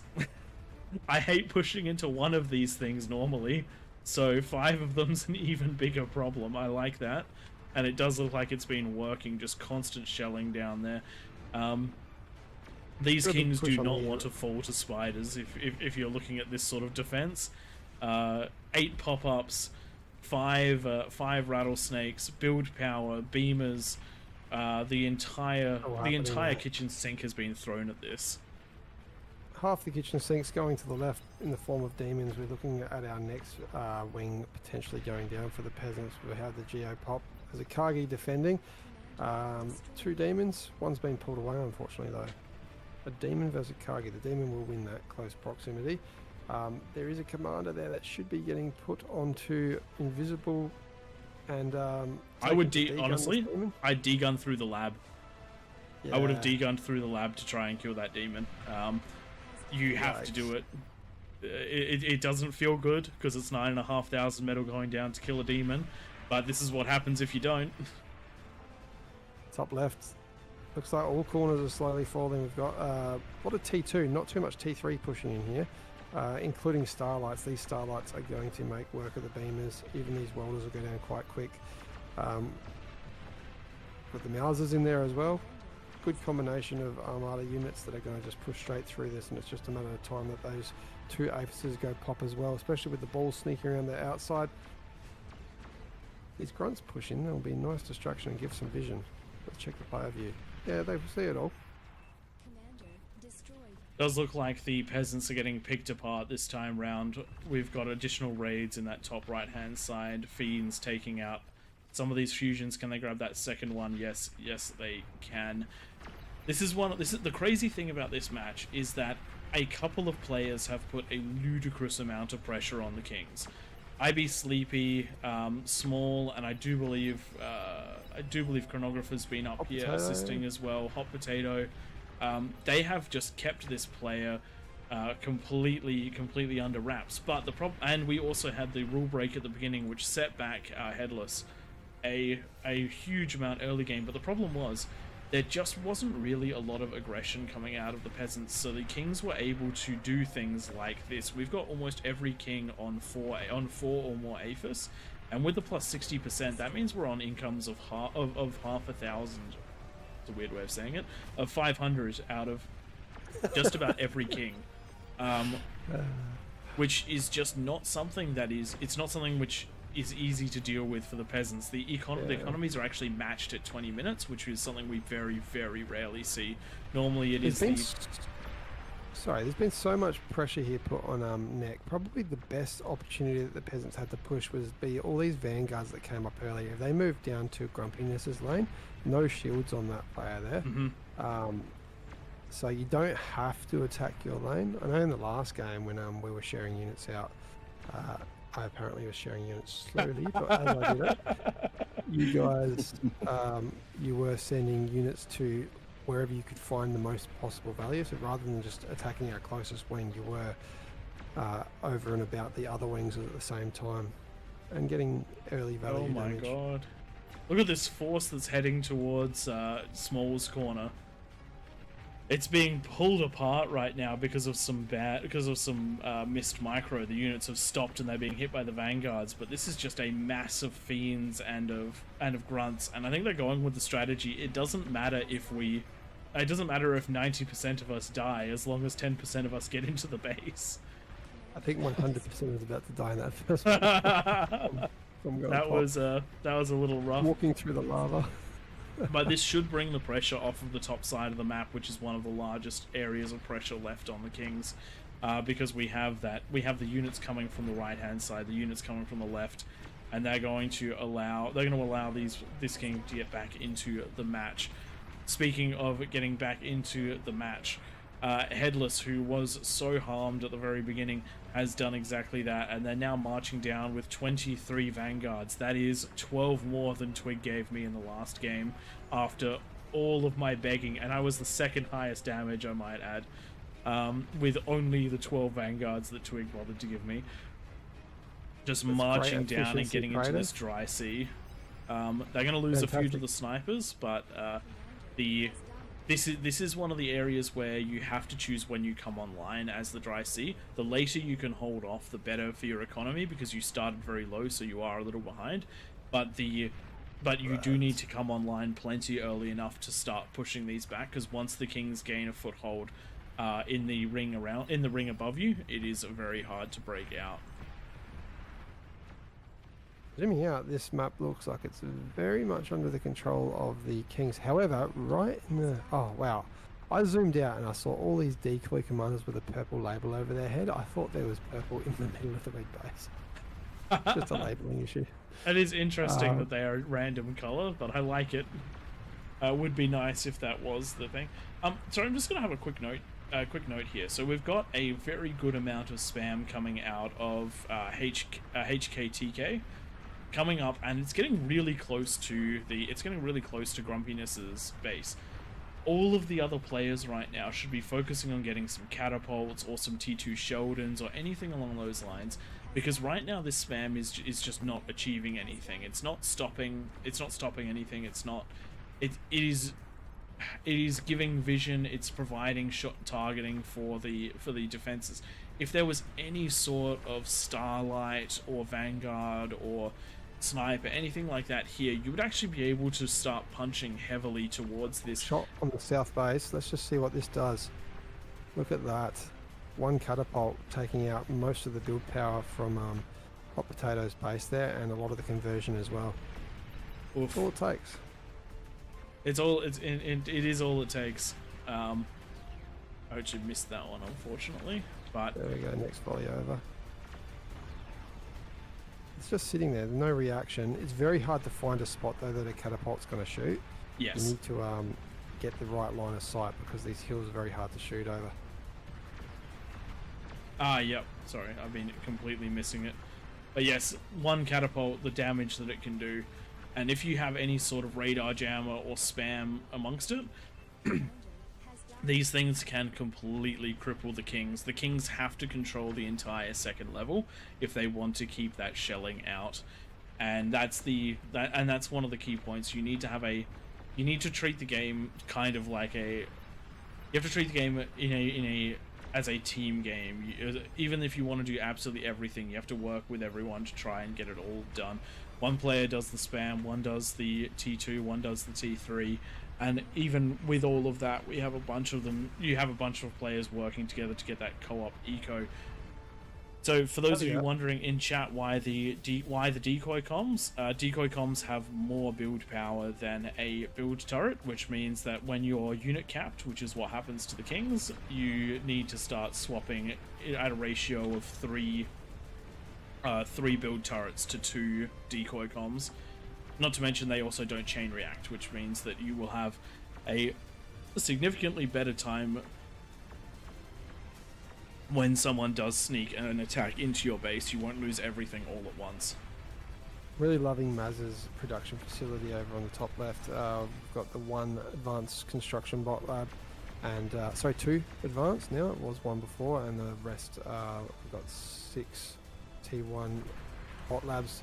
Looking like he's coming to unit cap problems though, and just continuously sending these swarms in every direction.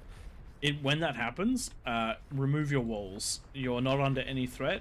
Walls do count for the towards the unit cap. Not to mention, if you look in the base, there's a lot of build turrets that were being used to produce the APHIS and the converters. Eat those up. That's the sort of thing you have to do. If there's a player that's struggling, send some of the labs to them and put the turrets on roam so the units come out in their name.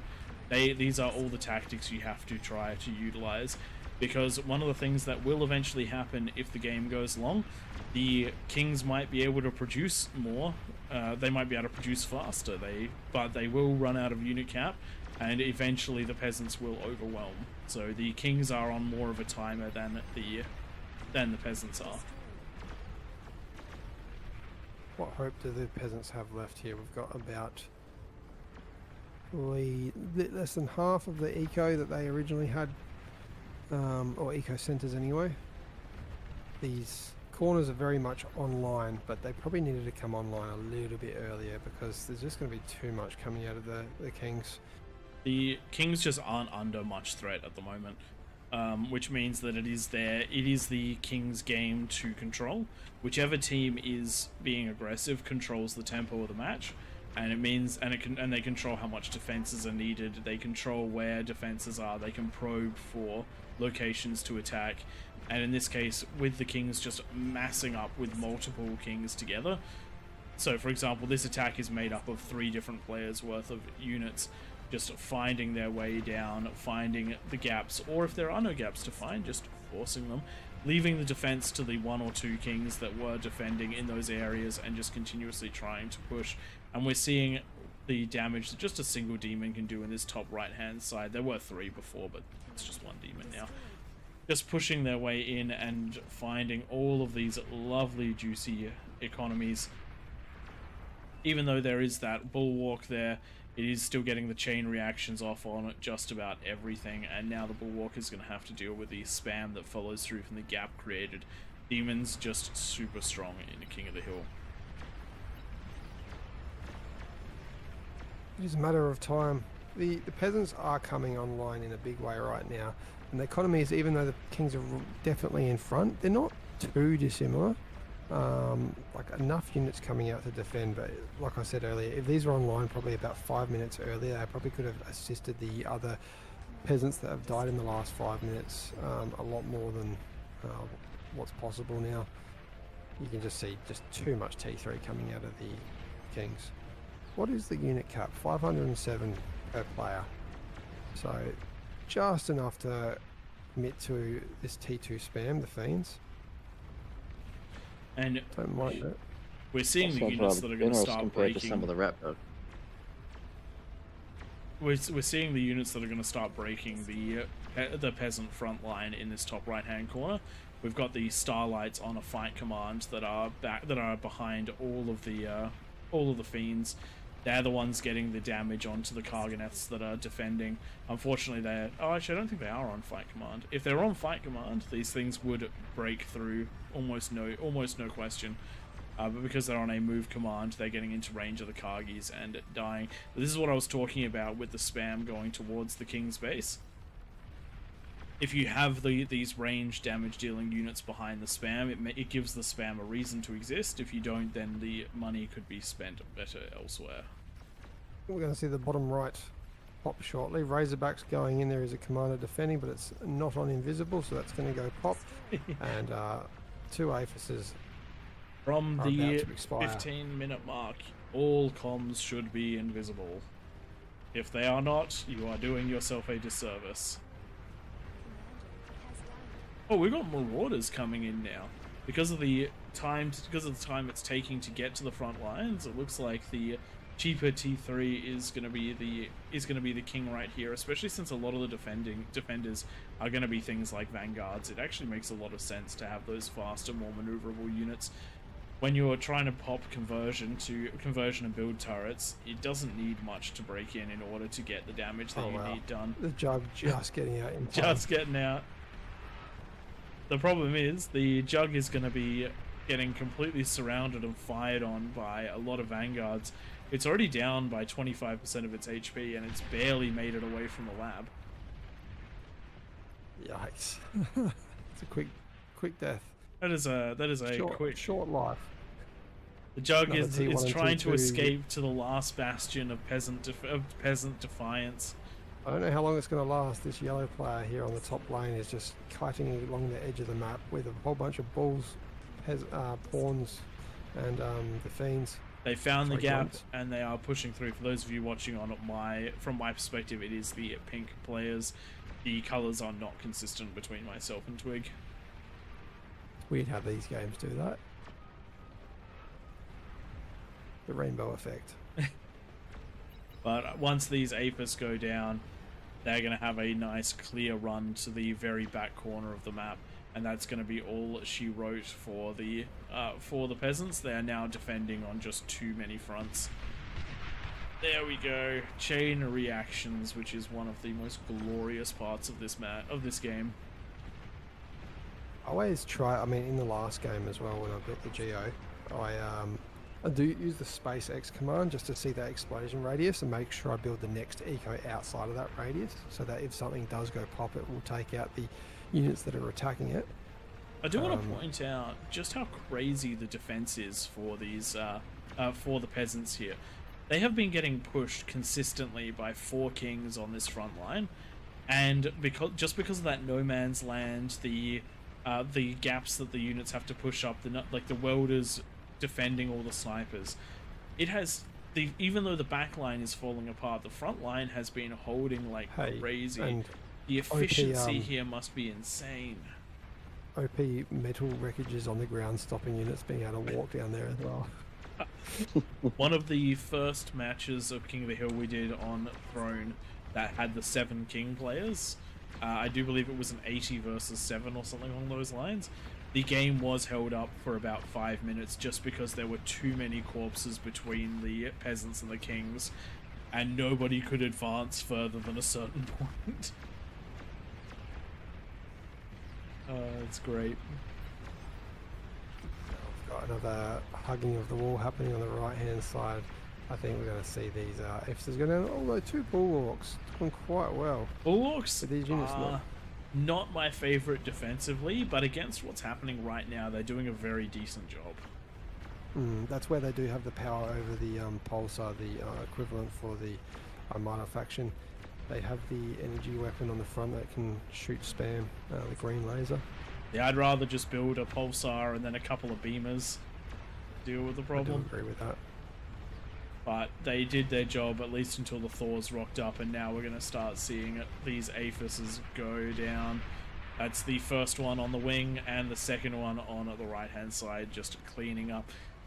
Last stand of the peasants, trying to hold it off with snipers and welders, but there is just too much coming through. We have the mass Shiva ball that is getting ready to just punch through, and the question is it going to be the Vanguards, is it going to be the Thors, or is it going to be the Shivas? End this one out, and my money is on the Thors and the catapults. We don't see too many Thors in these games, but they really are good, especially with those EMPs.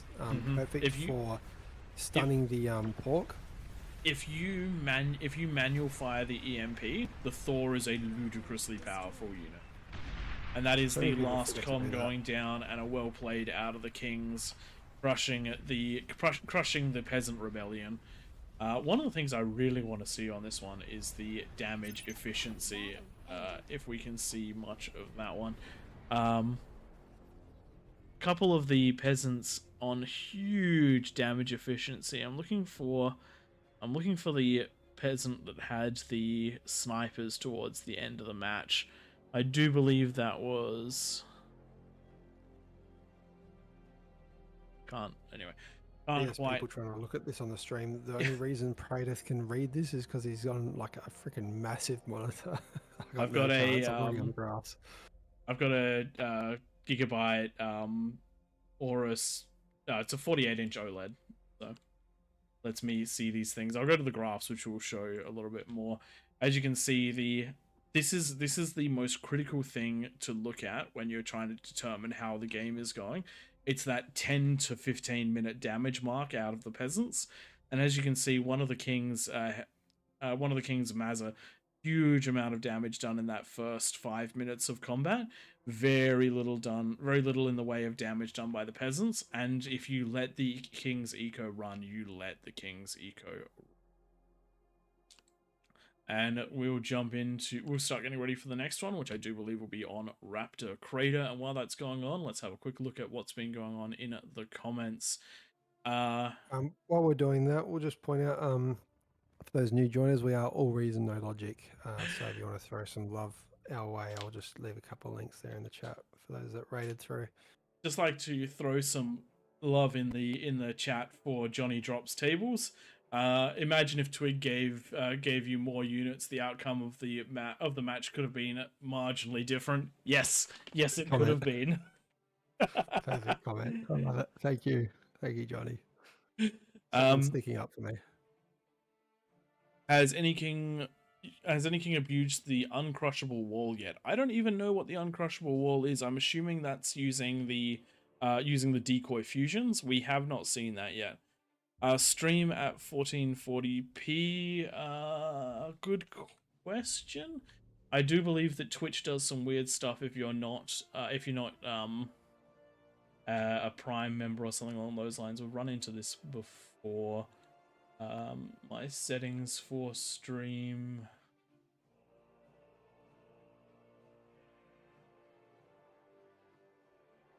I'm not sure. We're setting up this one as Raptor Crater. I need boss again. Yeah. Let's give tanked. I don't think we can boss For whatever reason, after manually setting it up, it automatically updated my drivers, and the current AMD drivers do not play nice for me. Yikes. Good day, Pivotel. Glad that you enjoyed I'm glad you started playing and you're enjoying the game. We've been absolutely loving it. It's why we started making content for it. If anyone is interested that doesn't already play the game, you can get this game for free from the Beyond All Reason website. It is all you need to do is make an account to play. And we would highly recommend it. It does take a little bit of getting used to if you haven't played a Supreme Commander style RTS before, but the key things to understand is that you have 3 resources, not the 2 that it shows. So you've got metal, which accumulates over time, energy, which fluctuates based on wind if you're building wind. But the last one that isn't covered too much is build power. That is also a resource. You have to balance all 3 if if your metal and energy are building up, build power. If your energy is building up, then you need some conversion or build power. If your metal and similarly, if you're running out of energy, you need to build energy. All of that good stuff. Getting a little bit of disconnect on your voice, Prey.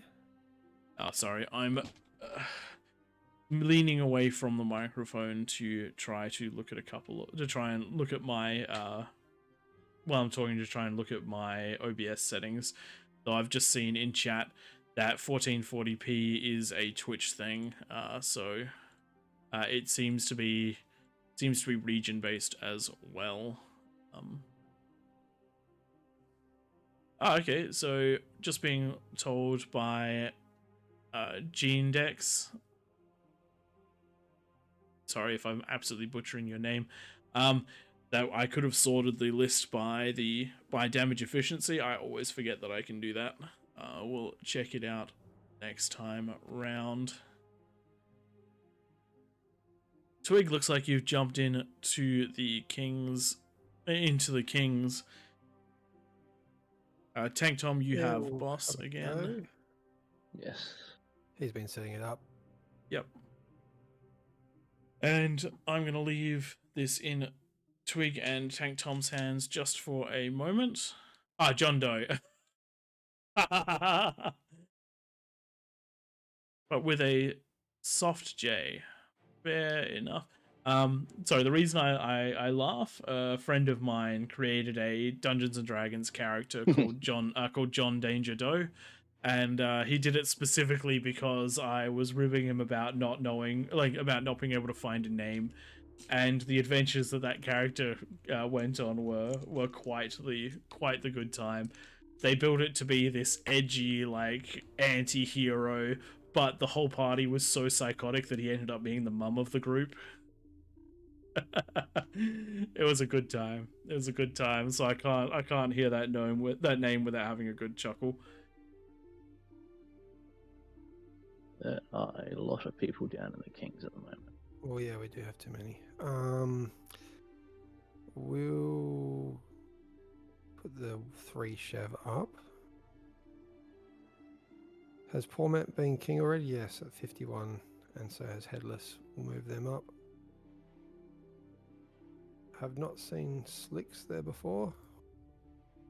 What bonus are we running for this one? Is it the 58? That's what you gave me. That's what I'm just running with now.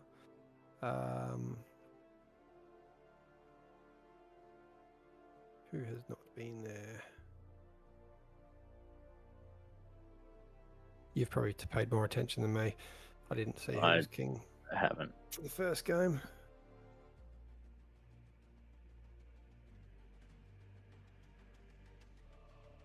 Haven't seen Toff before. I'll give them a bonus.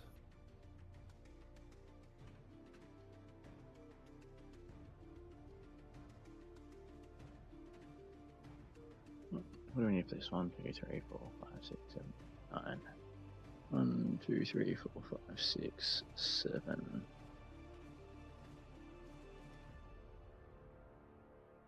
How many have we got? Where's puts the arrow right above the number for me so I can't see the number?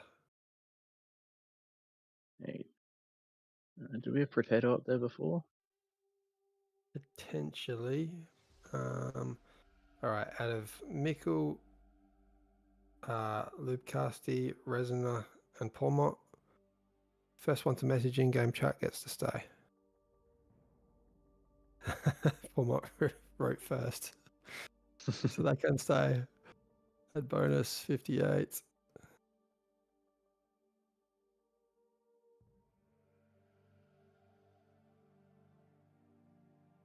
All right, we got 1, 2, 3, 4, 5, 6.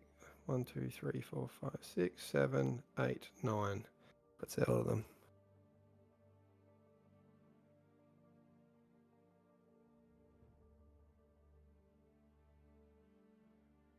There we go. Don't forget to post the rules.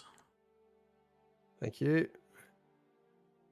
I have the wrong rules selected right now. Let's get the right rules up.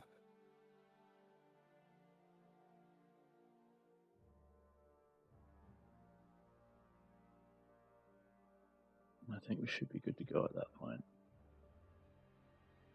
Oh, sorry, Potato. Rotating you out. We thought we had seen you up Hang there on. before.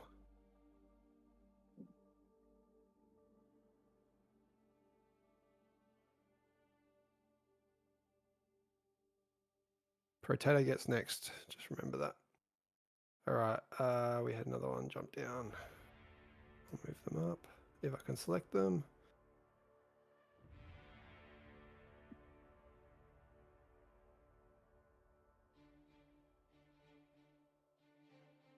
Okay, we should be good. Make sure there's no bonuses for any players up the list. And then we'll get going. Oh, we're up to 80. Have we got enough bonus? We definitely don't have enough bonus. We definitely don't have enough bonus. I'll start from the bottom. We'll go to 65 or 70. You guys call it? I'm a king. 65. So I'm of course. The lower number. Fine, 68. That's right. Why wouldn't you just go +1 on top of that? You're Get a right. chuckle. 69. 69. You're right. You're right.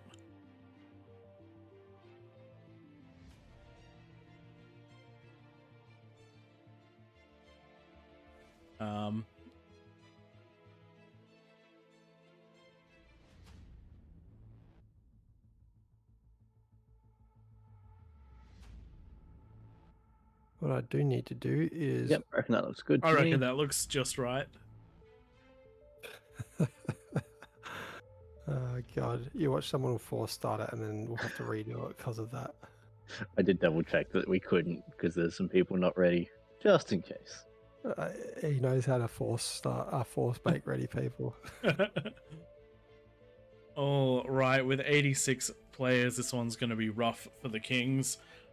But it also isn't a guaranteed win for the Peasants, because you do have to bear in mind there is only so many medal spots on the map. So it will come down to whether or not the Peasants can coordinate. If they can, the Kings are going to be crushed. If they can't, the Kings are probably going to crush the Peasants, and we'll see exactly what happens.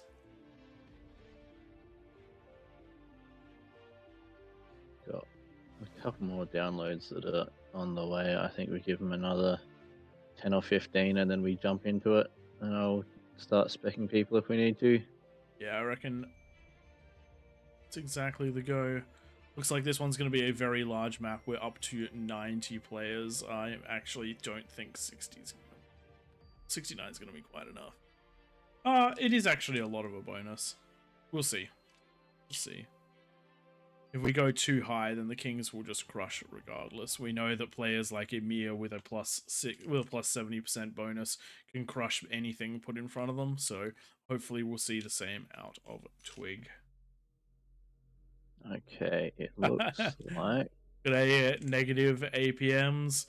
You are in fact on the Twitch TVs, say, and to negative APM's mum.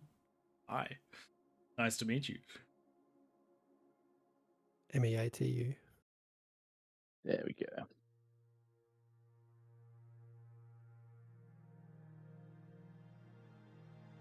And people listening in, if you want to join your teammates in chat, there is a Kings, Peasants, and various other channels on the AllReasonNoLogic Discord.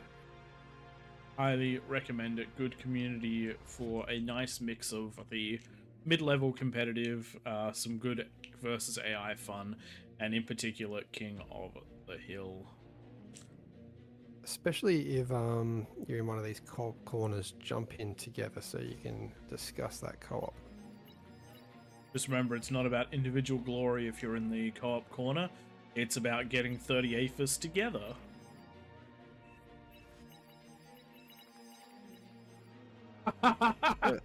Twig, have you seen the map? I have not seen the map. What has happened on the map? Oh, I thought that was someone else saying Twig can't go there because it looked like it had a cross through it. Oh, that's me. That is So, me. for those of you wondering, Twig has set up his computer in such a way that he will almost always be the first person to load in.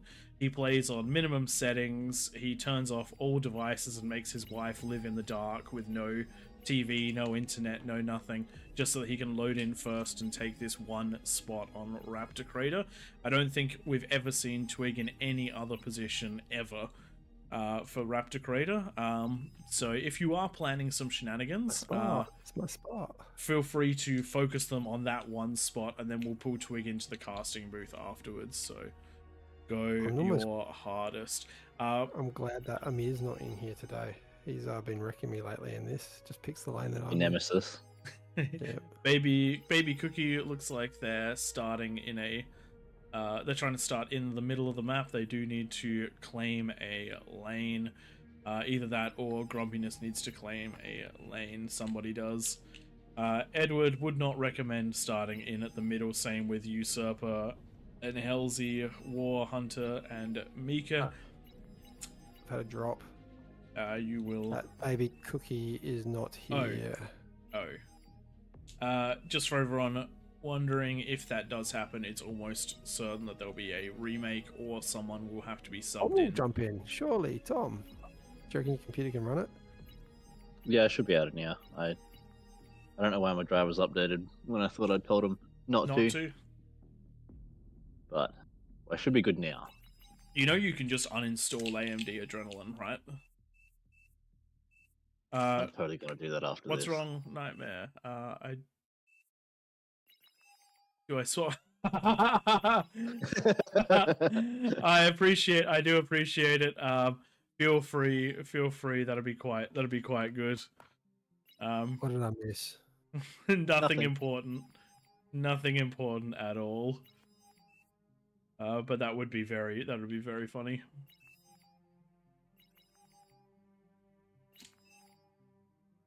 It does look like Baby Cookie did crash, but they are back now. They're just catching up a moment, so we should be good to go. That is good. We're still getting a bit of a drop out of your parade. Do we need to jump in a different channel? No, I was messing with you when we did that test. I was literally turning my mic on and off. The channel does not make a difference. That was rather amusing. So I love the response. I've got manual sliders for my microphone input, and so when we were testing it, because we had some issues to do with my gain,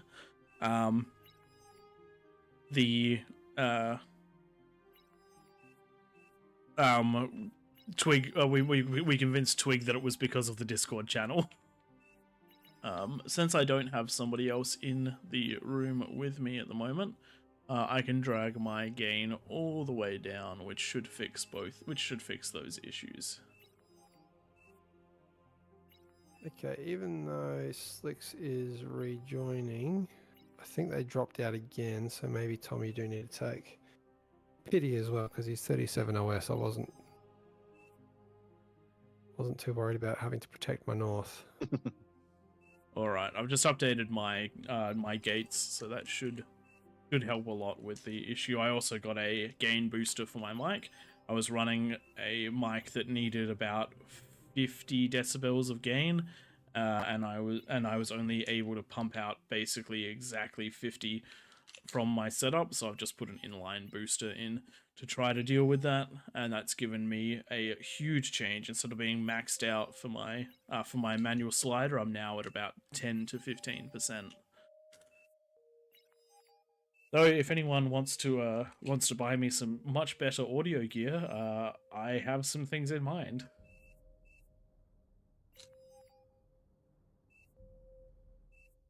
I think we're just What waiting. is- He should be pretty much good to go. I've seen him in the chat. Yeah, he's in the chat, but unfortunately not able to catch up because we haven't started yet. He's saying that he's catching up.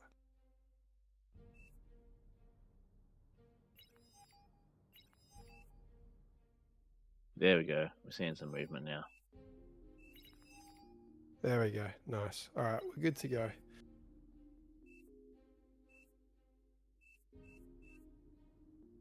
Can we just get a quick post of the rules? Because I do believe that there are some people that just are not quite aware of them.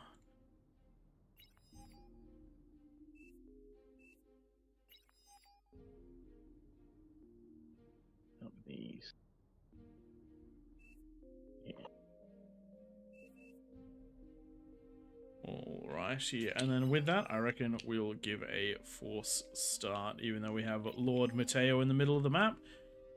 They will unfortunately end up being a lovely metal deposit for Kokado. I'm just going to...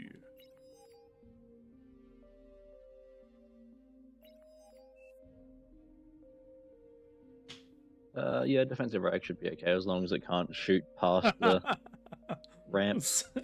Set it to return fire only. Return fire into your face.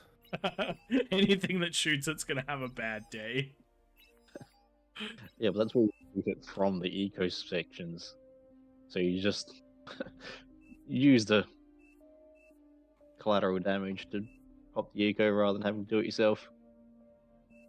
Something which I always find very interesting about games like this. It's all run by essentially community. Here we go. Good day and welcome, ladies and gentlemen, to an exciting match of King of the Hill, where we have put Twig in the middle of the map, and he is going to have to try his best to break out and win his lane. He's so determined that this one particular lane is the only one that he needs to be in, that he's even managed to have a name change. What has even happened here? Somebody has now moved. So for anyone wondering, T of T-By is Twig, and everyone is going to be trying to take him out this game. Now, back to a much more normal introduction. King of the Hill, what is it? The Kings have 10 minutes no rush time, which is determined by this lovely lava lake provided by a chronographer from the AllReasonNoLogic Discord. In that time, the Kings have to try to build up their eco and then move on to defenses and units. If they don't get one or the other, if they don't get enough of one or the other, they're going to be in big trouble. The bare minimum required for the Kings to stand a chance is a single fusion or equivalent worth of economy. If they don't have that, they stand absolutely no chance. But with a plus 69 bonus, they're going to hopefully get a lot more than that. We do know that from plus 65 onwards, an APHIS is very feasible. The big question is, how do the peasants then win if they've got that? If the Kings have that plus 65% bonus? Well, they have these amazing corners over here. These are co-op corners. If you work in these corners, if you live in these corners, you should work together. Communism, baby, that is the way to go for this very right-hand corner. Work together to get your labs, give each other the metal, share it all, and send those T2s out. Any money that can be put into a T2 lab early will push those T2 mexes out, will get those fusions out nice and fast. We have seen some amazing things like a sub 1 minute 30 T2 lab. We have seen some things like a sub 5 minute APHIS if enough people are working together, and with 87 peasants going up against the Kings, that's the sort of thing we would hope to see. Bottom right hand side though, we're seeing many T1 labs, so if they don't get reclaimed very quickly and the metal put into T2 labs, it's going to be a bit of a slow start. Looking on the left hand, to the bottom left hand side, a little bit more co-op going on over here. We do already have that T2 lab, and it has got its first constructor out. It is getting those T2 mexes and will be shared out through the rest of the map. That's the sort of thing we want to see. Now, a couple of rules, let's just go through those nice and quickly. Air has been switched off, and why, you may ask? For the same reason that we do not allow for offensive structures. It's because the King's eco and the Peasant's eco will always be in the same place at the same time, which means that if you build a structure right on the edge of the map, on the edge of one of these cliffs, you will be able to range deep into the King's bases and cause them problems. The Kings only have limited space because these sections here are not buildable, by some of the larger buildings, which means they really do have to push forward. This just gives them a fighting chance. We've also done a few little tweaks which will give access to some units which will help overcome some of the problems the Kings will have, those being the very limited maximum build count. So the total number of units on the map available on the map is divided by the number of players, which means that the Kings are only getting 9 parts out of the total, which is not very many. That means spam isn't going to be much of a option for them, and it means that there is potential for them to be overwhelmed by sheer weight of numbers. But they are going to have the T2, the T3 early on, and hopefully they can use that and leverage that to push up the ramps. If too much is forced into the economy by the peasants, the peasants are going to have a bad time. Likewise, the Kings will have a bad time if they focus too much of their economy. The reality is, the team that dares will probably win. The more aggressive side forces defensive play, and it does lead to a continuous slow push into the base. We just had a quick pause here. Hopefully we'll see what is happening. Twig, what is going on? I think Grumpiness has got an issue. Let's have Definitely a need look. Grumpiness here. Up top. We do see that little red dot, very hard to see on the map, but Grumpiness has lagged in. Hopefully we'll get him back in just a moment. We don't normally do pauses for things like this in the game, except if it is a king. They are 1/9 of the entire match, which means that it is unfortunately necessary. Looks like we're going to get a potential take and go, and if they can recover, we'll get them back into the match. Now, back to what we were talking about before. So, what do the peasants have to do to win this one? If you're on one of these high ground positions here, you need to ensure that you're doing your best to assist the players that are directly in front of the ramps. Work out which one of you is going to be offensive, which is going to be defensive. Work out if you're both going to be offensive, both going to be defensive. But the reality is, the more lanes that push at 10 minutes, the more struggle the Kings are going to be under. And if you push deep enough, you may well take someone out. So that is a big call. The big weaknesses the peasants have are these left and right sides. There is no one there to back them up, so it is only the players on the wings and the players directly in front of the ramp. So these guys probably not going to be quite as offensive, and they're probably going to receive more of the attack power.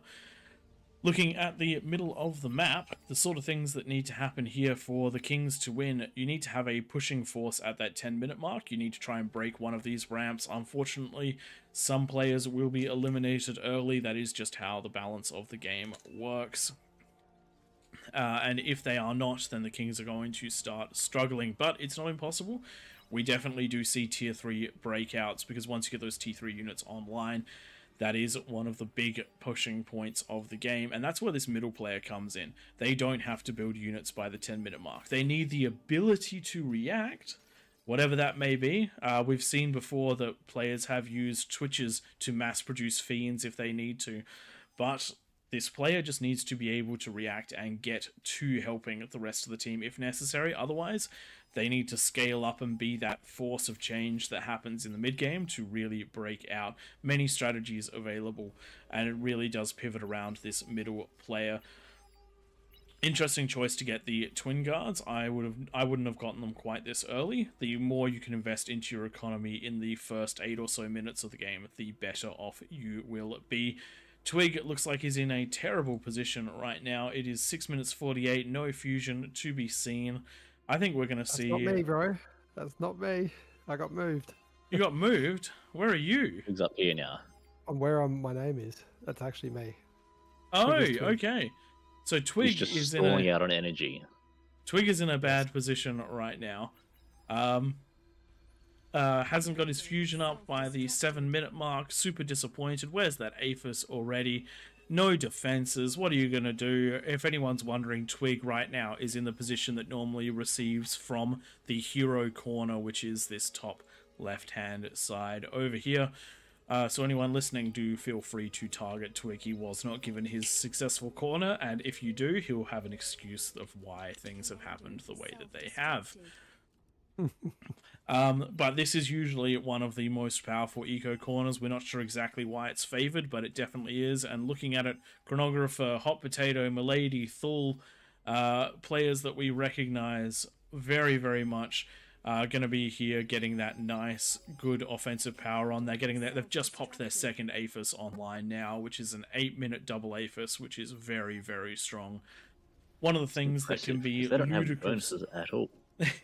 No bonuses for the peasants. Very true. One of the things which is super strong in this corner, they tend to help direct a lot of the other players. Oh, wait, and Amir's here as well. So, I missed what that. what we've talked about. That's why I got put here. That's why I got put here.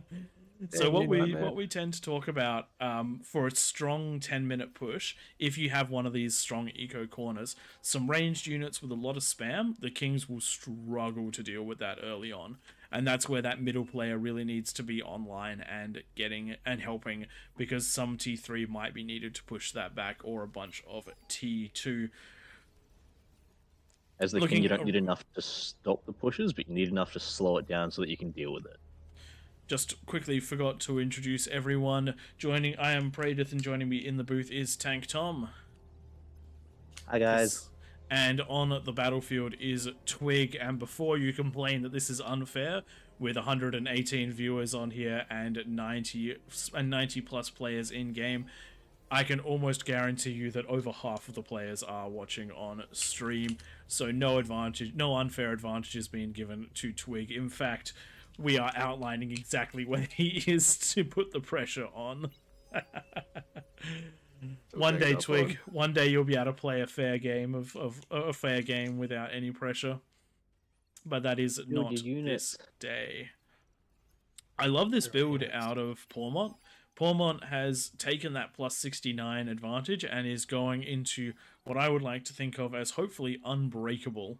We've seen good defenses out of him before, but this is next level. Hopefully it's going to be enough, and hopefully there aren't going to be units to run around it. Unlike Pormont, Man Bear Pig, another experienced player, is going with a unit defense. We'll see if these two pay off. The lava has dropped. The units are going in. There is 450 units on the map, and it does look like Twig is going to be one of the players most aggressed. And without the beamers, he is in trouble. But getting those salamanders is a very, very good call. Salamanders going to help a lot to defend against these units. Those beams usually quite efficient, but there is quite the force pushing in here. Hopefully those mines will do a bit of damage, but the spread is a little bit too wide. Thankfully, Twig plenty of production capabilities, so these are starting to go down nicely. The full surround is helping. The T1.5 units was a good call. Not so expensive as they were going to break the bank, but strong enough to deal the damage. Lots of reclaim available, which means lots of additional units, but Twig is also having to deal with from that top side. Another push of those ticks, and they have gotten around the defenses, and they're not going for Twig, they're going for the exposed conversion. Exposed conversion is something you just cannot afford to have, especially with someone as weak as Twig in the lane next to you. Baby Elvis reset right before the Aphis comes online, and no defenses in the back here to stop continuous harassment. These ticks could even grab the fusion if Twig doesn't move those incisors a little bit deeper to defend them. Unfortunate for these players, sometimes it is the players next to you that make all of the difference. Twig doing his best to defend, but he does have an absolute powerhouse of players coming down on him. T1 units coming in force and snipers backing them up, as well as the comm march of doom. Many comms making their way out here, and by players who are very, very strong at controlling them.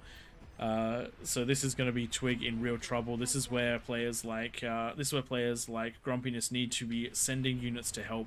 Right now we do have Baby Elvis, who has been essentially reset for the time being. Does need to very strong defenses, no pressure being put on them. Does need to be pushing to the side to try to help. To see Baby Elvis be given some conversion. He's got plenty of energy, but he needs to be able to convert that into metal so he can get units back out on the front lines. I It don't would- mind having some converters. I often leave converters on the corners, so when you have things like those ticks come through, a couple of T1 converters does a great job of blowing up in their face, and I tend to see them as defenses rather than eco at that point. Scatter the T1 conversion, build them just far enough apart that they don't chain react. They will be our defense.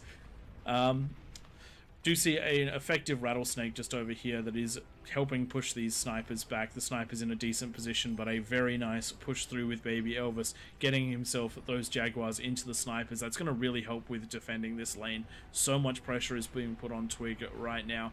Really do need to see some additional help, but we did see a potential breakout from Twig. Unfortunately, wasn't quite able to break up that ramp. Too many defenses, too many comms, but he's doing a very good job with what he's got. He's scaling his economy, he's getting the units out, he's got defenses built all the way back, units just continuously trickling on, and with a lot of the other players not under pressure right now, there is the opportunity to help and push up. We're seeing some T2 units getting there to try to assist. And as this is all happening, the economy is slowly tricking back up towards the King's favor. If this goes on long enough and there isn't continuous scaling in the background from these players, eventually Twig will be able to break his way back out. Unfortunately, for the rest of the map, we're not seeing a huge amount of push out. Just got a for the mods, we've got a persecutor just attacking the high ground, one of the kings that was in Twig's position. Currently with that persecutor a little bit too deep, has done a decent amount of damage, which is not ideal. Remember, no offensive structures. Happy for those defenses to be able to hit the bottoms of the ramps, but not no to be able further. to shell up the top into the bases. Even Baby Elvis's rattlesnake is a little bit too far forward, but the only thing it has been able to hit so far is a shell shocker on the high ground. It is in range of a radar tower, so it is right on the edge of what is allowed. It's too busy anyway dealing with the welders, but do bear that one in mind. If the peasant had built anything further forward, it would be a rule break. And Twig is hanging on by his surprised teeth how here. long it's taken to get any help. Thank God for Kakado. Kakado's actually been helping me, but middle's just not looking what's happening. Question is, Yeah, are we'd these love this. demons going to get there in time? It's going to be close. If it had been just a Ooh, few more yeah. seconds, these demons would not have been fast enough, because the flames, the demons would have broken the advanced energy converters, but they are here now. Hopefully Twig's spam will be enough to eat the sniper shots, and these demons will be able to push everything back. But with so many comms in the way, with so much spam coming down, and with those snipers there, this is still going to be rough even with the demons. They've done a fantastic job of getting those commanders back up consistently. Looking at the bottom right hand side, it does look like the peasants have managed to start breaking into Lefar's base. Unfortunately, the defenses being static were not able to hold against the Sheldons. Sheldons managed to break through with the pawns in front, but the peasants are taking serious damage as retribution with these recluses going over the edge from Manbear Pig. There is a comm in position to do a lot about this, but it does go down, and a couple of the recluses still walking through and doing damage. The attack has been cleared up, and looking at the economy of Lefar, that 4 APHIS is going to be plenty. Something to bear in mind, people. You do have plus 69% bonus. That means that you need to have at least 6 converters per APHIS. It's not the 4 that you're used to. Right now, we do have Lefar producing 22,000 energy and only consuming 13 to 14,000. The game does not function as expected, and again, relying too much on these defenses does not have enough build power. They are being picked apart by snipers. Defenses are good as a place to fight within, but they cannot be relied upon solely. Structures are not the win condition that they need it to be. But units pushing up, comms going down, and this is a lane of counter pushing. Having a quick look back up to Twig's lane, those demons have managed to do what they needed to do. They've helped push everything back. The economy is rolling nicely in the middle. Twig is coming online in a decent way as well. but unfortunately the snipers are taking just a huge toll on the demons, and a mere double D-gun right there. Gonna lose the comm for it, but that's 2 demons down and a lot of damage done to the rest of the demons. This push is going to have to be a good one, because if they don't manage to get up that ramp anytime soon, that corner is just going to continue to scale. It is the biggest threat in at the match right now, and Push it coming is in so from this well right-hand defended. side. Welders on their way. Oh, but they're turning back. If you Never ever turn make it back. kind of in, Never surrender. keep going. You only need one to make it into the build power, and you can have a huge effect on that king. But if you turn around, they'll never make it, and you might as well have not pushed in. I do like the way that Lafar's splitting up their build power. Build power does chain react, so you do have to bear that one in mind. Does look like the demons are making their way up the ramp. Thule is there to interpose with the comm. Unfortunately, the comm is not invisible, so it could be targeted down. That's exactly what's happening. Comm targeted down. It's explosion turning against the defending peasants. Catapult taken down. That would have been quite a big threat.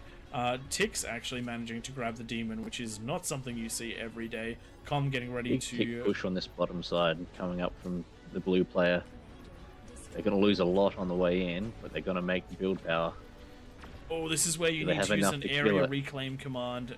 Those ticks can be reclaimed very, very quickly, but that's going to be the build power going down. It is the T2 build power. Conversion. It is the T2 conversion. There's still plenty of T1, and there is still some build power, but this is the point where you need to start looking at more robust build power. This is where you want to start considering those decoy comms. And at this point, the Kings are getting very close to hitting their unit caps. They've all got plenty of economy. Looks like most of them are struggling to spend the economy that they have. So they really need to consider stopping that eco production, work out how they can most efficiently turn that into units that they're going to be able to make the most out of. What are they going to be able to get up those ramps with, and how they're going to support each other to do that? Exactly. If you look across the metal and energy income, almost all the kings are bouncing off the top with energy and are over halfway with the metal, which means that there is a spending issue, just as Tank Tom said. Things that you can do if you're in a situation like this: grab yourself some Quakers, just start firing on those wing positions, or do what is happening over on this left hand side. Kokado pushing through with just a sheer brute force worth of damage. It does not matter if you don't have spam, if your brutes are the spam. What we need though is the follow-up of the vanguards. We do need the follow-up with the tier 3 units. The brutes have broken their way through. They are dealing damage. The comms are trying to do good damage here, but the bulls are not. The bulls are spread out enough that even the comm explosions of the D-guns aren't enough to stop them. Bulls in mass are a scary thing, and as long as they keep making their way around the map, this could be the breakout that the Kings need. Once they have a staging position on the high ground, then the Kings are going to have a much better time making their way around the map. You don't need to break every These ramp. kicks look like they're gonna make it into Oh no! Ormont's No base. defenses in the back, and they're going for. Oh, they were Good going work for. eating those. But there's still a couple left. No. Too well defended. Needs to get a couple of defenses down here. The front has been broken through. Oh no, they've decided to go to another base. They're moving over to the right hand side to Man That's Bear what we Pig. like to see. But You can't get in one spot, see where else you can get through. Exactly. Once you're in that ring around the King's base, the opportunities are endless, and it's going to be quite a struggle for Paulmont to push back. He is trying to vanguard duel, but he doesn't have the vision, and he doesn't have the numbers. Going for the pulsars as well. Those are just stationary targets for the vanguards to fight. We need to see we need to see a combined effort from multiple players to pincer this and break through before a king falls. If a single king falls, that can lead to the end of a match. We need to see some T2 equivalents, T1 equivalents here to help defend. Just some massive units, some spam, something to assist and break through to those vanguards. It does look like the call has been heard, and Grumpiness is sending his demons down. Demons will help a lot with that spam, and hopefully that'll give and hopefully they'll be able to get they'll be able to deny the vision and allow the vanguards to duel. Couple of Zars at the high ground, stopping these bulls from breaking up. They're just not in the same numbers as they were before. Interesting fight on the right hand side. Demons cleaning up a lot of the units there, but nothing overly crazy happening here. We need to see some offensives, just like this top right hand side, where the vanguards and the grunts have managed to push through, supported by the Razorbacks and the Recluse giving the high ground at vision. This is what the Kings need. This is the second breakout point that they need. And again, another strong place for the Kings to be getting out. Not a lot of support can be given just here, just yet. Hopefully the Kings are going to be able to both support that bottom side as well as continue this push. A large number of demons heading up towards Xenobot's comms are very vulnerable to the demons, but they can also absolutely annihilate them as well. It did reveal itself killing that Thor, and now it has been taken out. It is going to be demon versus demon action, as Amir has control of approximately the same number of demons as the King has, but pulling them back and allowing some space to try and build up a numerical advantage. Yes, some peasants are falling because of that decision, but sometimes those are the decisions that need to be made. You have to try and engage this in a good manner, otherwise you're going to be in a bad position. The Kings will always produce more units than you can individually, which means that the way that you engage is wildly important. Anything getting to this left-hand corner will do huge damage. I do believe the Kings have seen it. Let's just check the player view. They do not know that the Aphis are right on the edge of that cliff. Just where the demons went down, we have Aphis that are so vulnerable, it would take almost nothing to break through. The King's doing a great job of working through this, and it does look like a breakout is happening in the bottom left-hand corner. Grumpiness pushing those defensive demons through one hole. They found comms.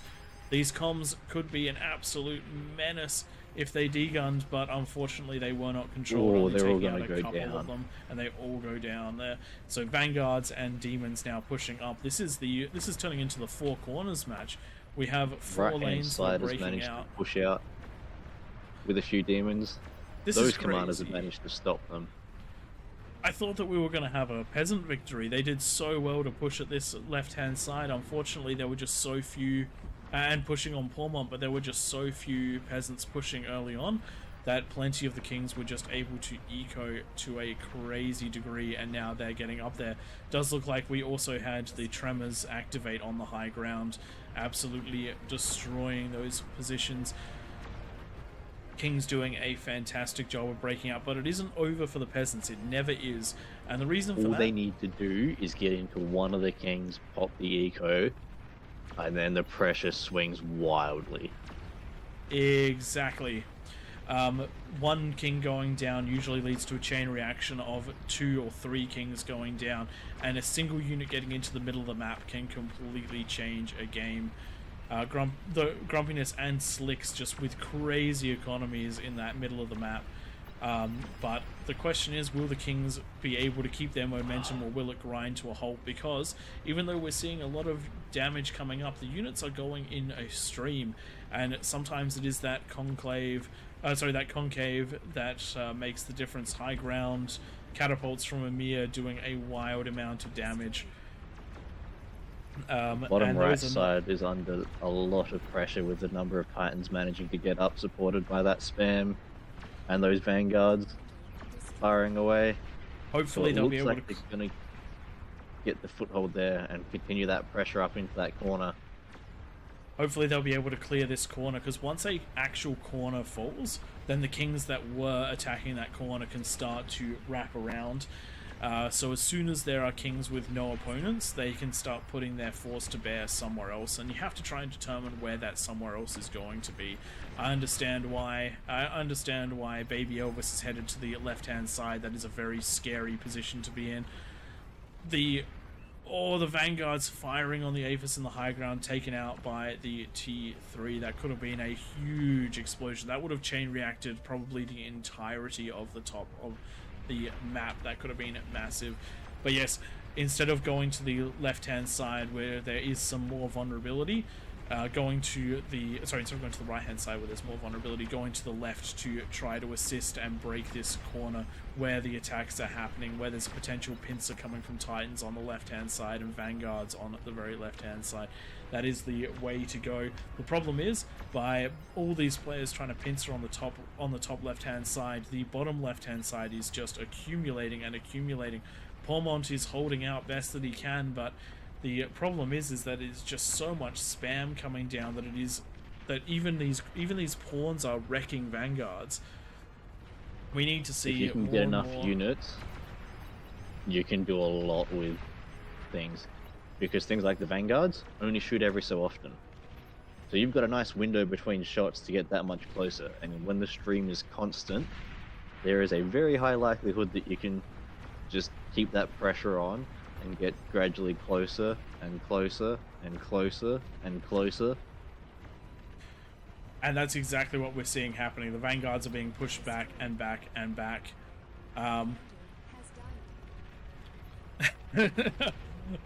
For those of you watching on stream and not listening, have a look at that bottom left-hand side. You can see what these are, and you can also see what the peasants are targeting. I love that. That is super clever, and it's forcing units to go in one particular direction, which is allowing for this push on the left-hand side to start making its way up towards some of the more vulnerable positions. We do see T3 coming out in mass. We do see Starlights defending in mass, but the Vanguards are going to have vision very soon. They are going to be in range very soon, and this is a ticking time bomb for the peasants. They really do have to deal with these Vanguards before it's too late. Only a couple of Titans in front of them to try and deal with this. Hot Potato trying to make his way in to destroy these units. Might potentially run into a oh, good D-gun, but it did leave him vulnerable to the Vanguards. And now the Vanguards are shelling on the high ground, but the mass units are there to defend. That is what you need against Vanguards. You've got to try and kill them with the ticks, with the pawns, with the grunts. And it's going to be up to Twig to get all of his units up that ramp to defend those Vanguards, because those Vanguards are the hope that team needs to break into that high ground. And if they don't, I reckon that the bottom half of the map might start getting overwhelmed, because they do need the assistance. Reminder One corner for the Kings, nearly down. you don't need any T1 eco at all at this point. No. Eat your I wins. expect that everyone should be basically bouncing off their unit cap. So things like wind, T1 converters, those sorts of things aren't required, and you can get rid of them and have another 20 or 30 units. And that's one of the areas of the error King. right now where you can't actually reclaim in bulk. I have to reclaim things one at a time. Very annoying, because I've been trying to do that for a long time, but my APM is just not there. Just put them on a fight command.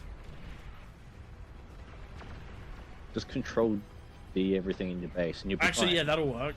Just grab your Yeah, comm, put it next to totally fine. your eco, and then control D. That'll help you. We haven't seen King's bases implode when they try and get rid of their T1 conversion before. Don't worry about it. She'll be right. She'll be right. I am very nervous about the bottom half of this map. The bottom left-hand half of this map. There's a lot of pressure coming out of this corner. Yeah, and it's That's a gonna lot be. of res bots. It's not just that it's a lot of. It's so much pressure to be putting in one spot. It's an entire corner focusing on one player, and whilst he's getting some level of support, it's not huge. We're seeing massive spending problems. Remember, Kings, decoy comms if you need more build power, and a lot of these players, they just have too much eco. Look, they're not building spam. They're not building units anymore. Look at the economy bars. You've got to get rid of some of that eco and actually turn it into units, or you're just not going to have enough stuff. If you've got build power that's not actively making units at the moment, then it's probably not Then something eat that it. you need at this stage. You do not need more There is eco. more than enough economy for the Kings. The Kings are at 7,000 income to the peasants 4 to 5,000 income. The problem is unit cap. They just do not have any units on the field. Looking at the right hand side, it does look like this area is starting to break. We've had a massive push up. You can see all of the T3 all the T3 units bodies on the ground. The Juggernauts are marching though, and one of the things about the Juggernaut is even when it goes down, it doesn't overly matter, because if it gets close enough, it does the damage. There is a Behemoth here to try and deal with it. The Behemoth is going to get a ludicrous amount of damage done, but is it going to get enough damage done before the walking nukes get into the base? One Behemoth isn't a problem if all the build power gets taken down. It's going to slow them down. Just by being in the way. Yeah. Oh man, that cannon is a real monster, but that isn't the only side that's suffering right now. Just below that, the next ramp up to the high ground is making its way in with demons. There is nothing here really to stop it, just some shell shockers, and these units are going to find a lovely little eco in at the bottom right hand side before pushing up and doing a good amount of damage there. I'm super impressed with how well the peasants have done on this one, as well as the kings. This one really could have gone either way. The amount of pressure put on Twig, the amount of pressure put on Pormon, if there had just been that little bit more pressure in a lot of the other lanes. And also, that's not to discount the pressure put on by this bottom right hand side. They nearly got into Lefar's base, but it just wasn't quite enough here. And now I think that the peasants need to put an all-out attack in to try and get into that middle of the map from the top left and the bottom left. These players really need to just almost try to sack absolutely everything just to get some chain reactions, just to get some damage into the base, because if they leave it too long, they're going to be crushed. Good guns are going to be coming out of this bottom left side. That is a lot. That was a lot of Titans going down.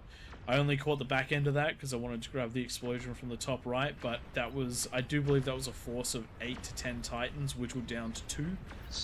Somewhere in that ballpark, and the only reason that one of them is there is because it wasn't in the group initially. Out of that initial group, only one survived. Looking at the left-hand side, the top left-hand side, we do have a force that is trying to break their way into Twig yet again. Lots of Starlights, lots of spam, rezzed Titans, res demons, all of the units trying to make their way up, and there is only... This is a decent time to try and do it. The units are moving around the map. Hopefully we'll see some real pushing power here, but unfortunately the demons are just getting in there. There is just too much T3 right now. If they don't go, they're not going to get there at all, because once these Starlights start to die, they're going to completely chain react with one another. So it's going to be down to the Vanguards to start blind firing in there. There we go. Chain reaction on the Starlights, and that's the pushing power broken in at that top left-hand side. The only other thing we're going to see is potentially the push of the Behemoths over on the left side. Behemoth coming down from that top left side as well, though. But that's what I'm saying. Behemoths are an existential threat. You can pour so much damage into this, but it has 300,000 health left, even though it's already now about an eighth of the way into bases. The lane below it on the left has made it in. Those Titans. And these are all rezzed units too. There does not need to be much that has to get in here to do a lot of damage. If they just go down towards Kakedo's base, they do have a chain reaction waiting for them. All of those advanced converters will go. But unfortunately they're going for Twig's base, because we all know that if you beat Twig, even if you lose the game, it's still a technical win. They have done a good job of clearing all of that static defense that was there, so that means that the spam has now got a very good chance of being able to continue to push in. Ironically, the Juggernauts are doing a good job of dealing with the spam by blowing up. Yeah. No. That's my base going down. This is... chain reaction. Oh no, don't stop walking. Keep going. Get in the middle. Oh, Juggernauted. That's unfortunate. I was really hoping that would be an entire swing and the entire center eco would blow up. All because of me. All because of Twig. That's alright, we set you up for this one. We coordinated with Nightmare to put you in the worst spot possible. I failed. You held. You did a really good job. Yeah. You've done a great job of being able to hold this off, because there's been a lot of pressure consistently up in that corner. But unfortunately for the peasants, the force of all of the players that were dealing with the other side of the map are just now starting to arrive to try and deal with this. It does take a long time to walk across that map, but the units are here, the power is here, and unfortunately the corner is running out of steam. So much damage was done from that assault that came up the left-hand side, and the assaults that have come up from the right-hand side. It is now just a concentrated force here of resurrected units trying to do their best to break through. The bottom left-hand side is looking like it might potentially be the last possible hope, but they are struggling to break through. They're all spending really well. I've just clicked through to see they're all spending their metal, which means that they are producing as much as they possibly can. They're even getting the res and the reclaim on to try to deal with this, but they're now going to be facing the wrath of Pormont, who has been on the defensive this entire time, or at least has been forced on the defensive this entire time, and is now going to take his sweet revenge as the wings start to collapse from those other players. The level of T3 in this map is just unreal.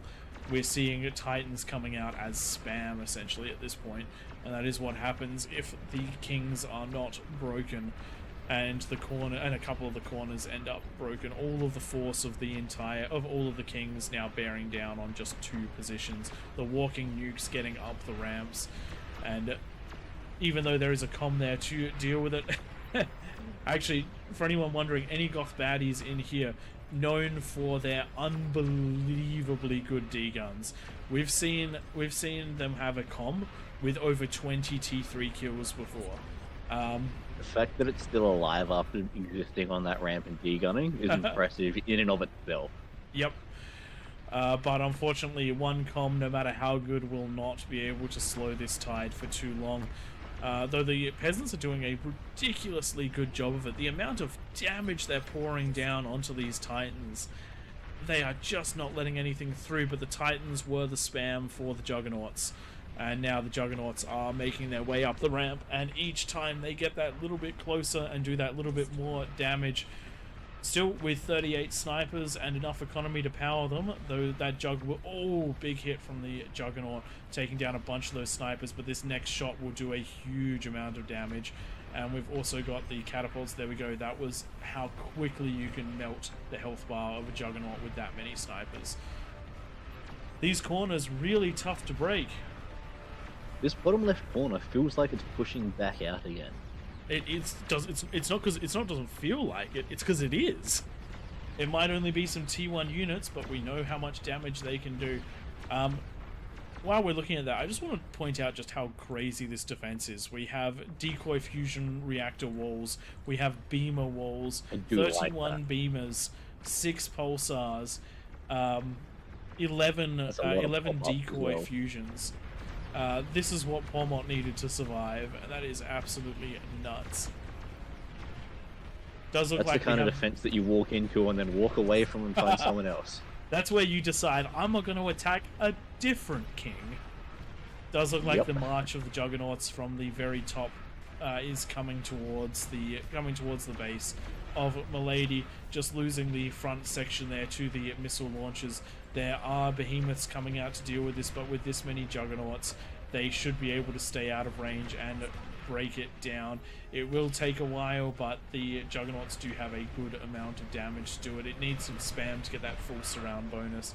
The behemoth, though, is essentially vision for these snipers that are getting in position on the high ground. These are going to start doing a lot of damage to those Juggernauts. Problem is, there's a Juggernaut right on the edge of the cliff. If he controlled these, oof, that's a big chunk of those snipers taken down. And we do have explosion after explosion after explosion. When you have enough Juggernauts, we get those juicy chain reactions going. But again, it is the pushes that are getting deeper and deeper, bit by bit, slow by slow. The walking nukes are penetrating into the top of the base. This has just been so well fought by this top right-hand corner. Their eco is not crazy anymore, and they are trading efficiently beyond belief. The fact that the Kings are still struggling to punch in. Well, they're not going to struggle anymore.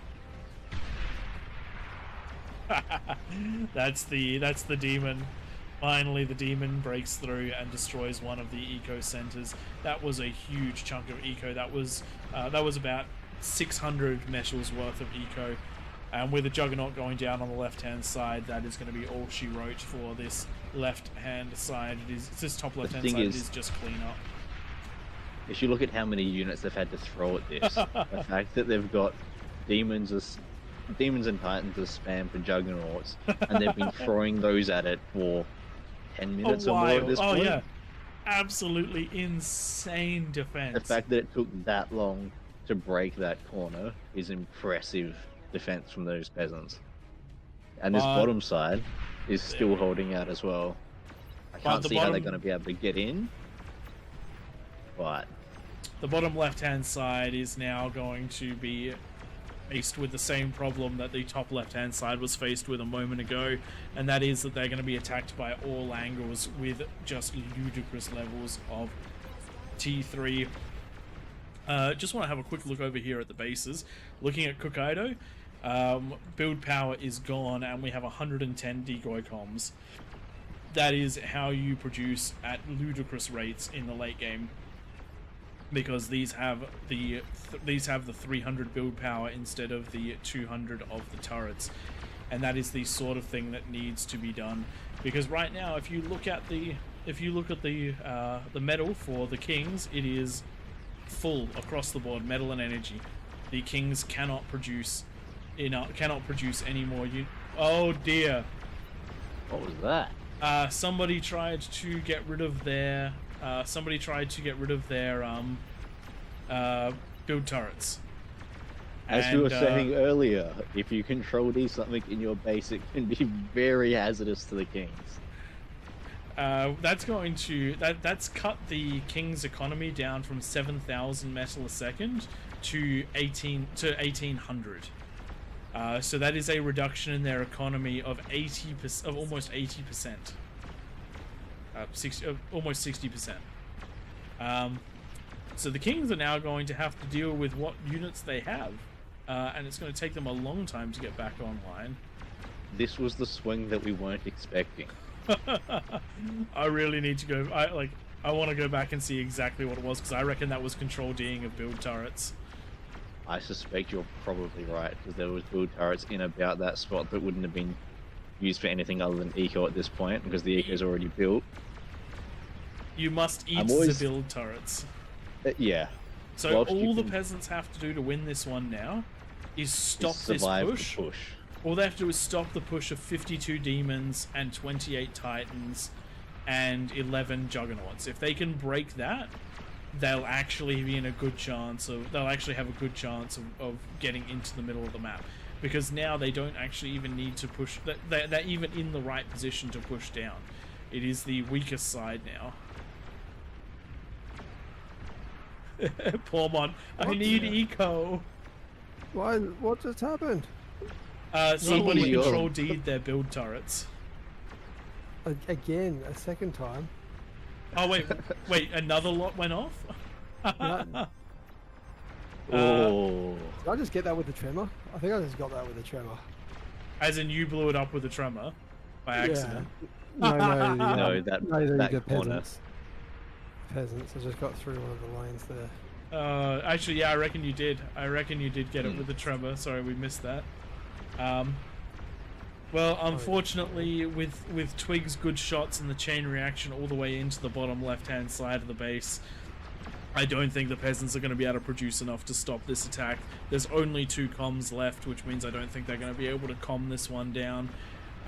Very well played out of the Kings, but spectacularly played out of the peasants.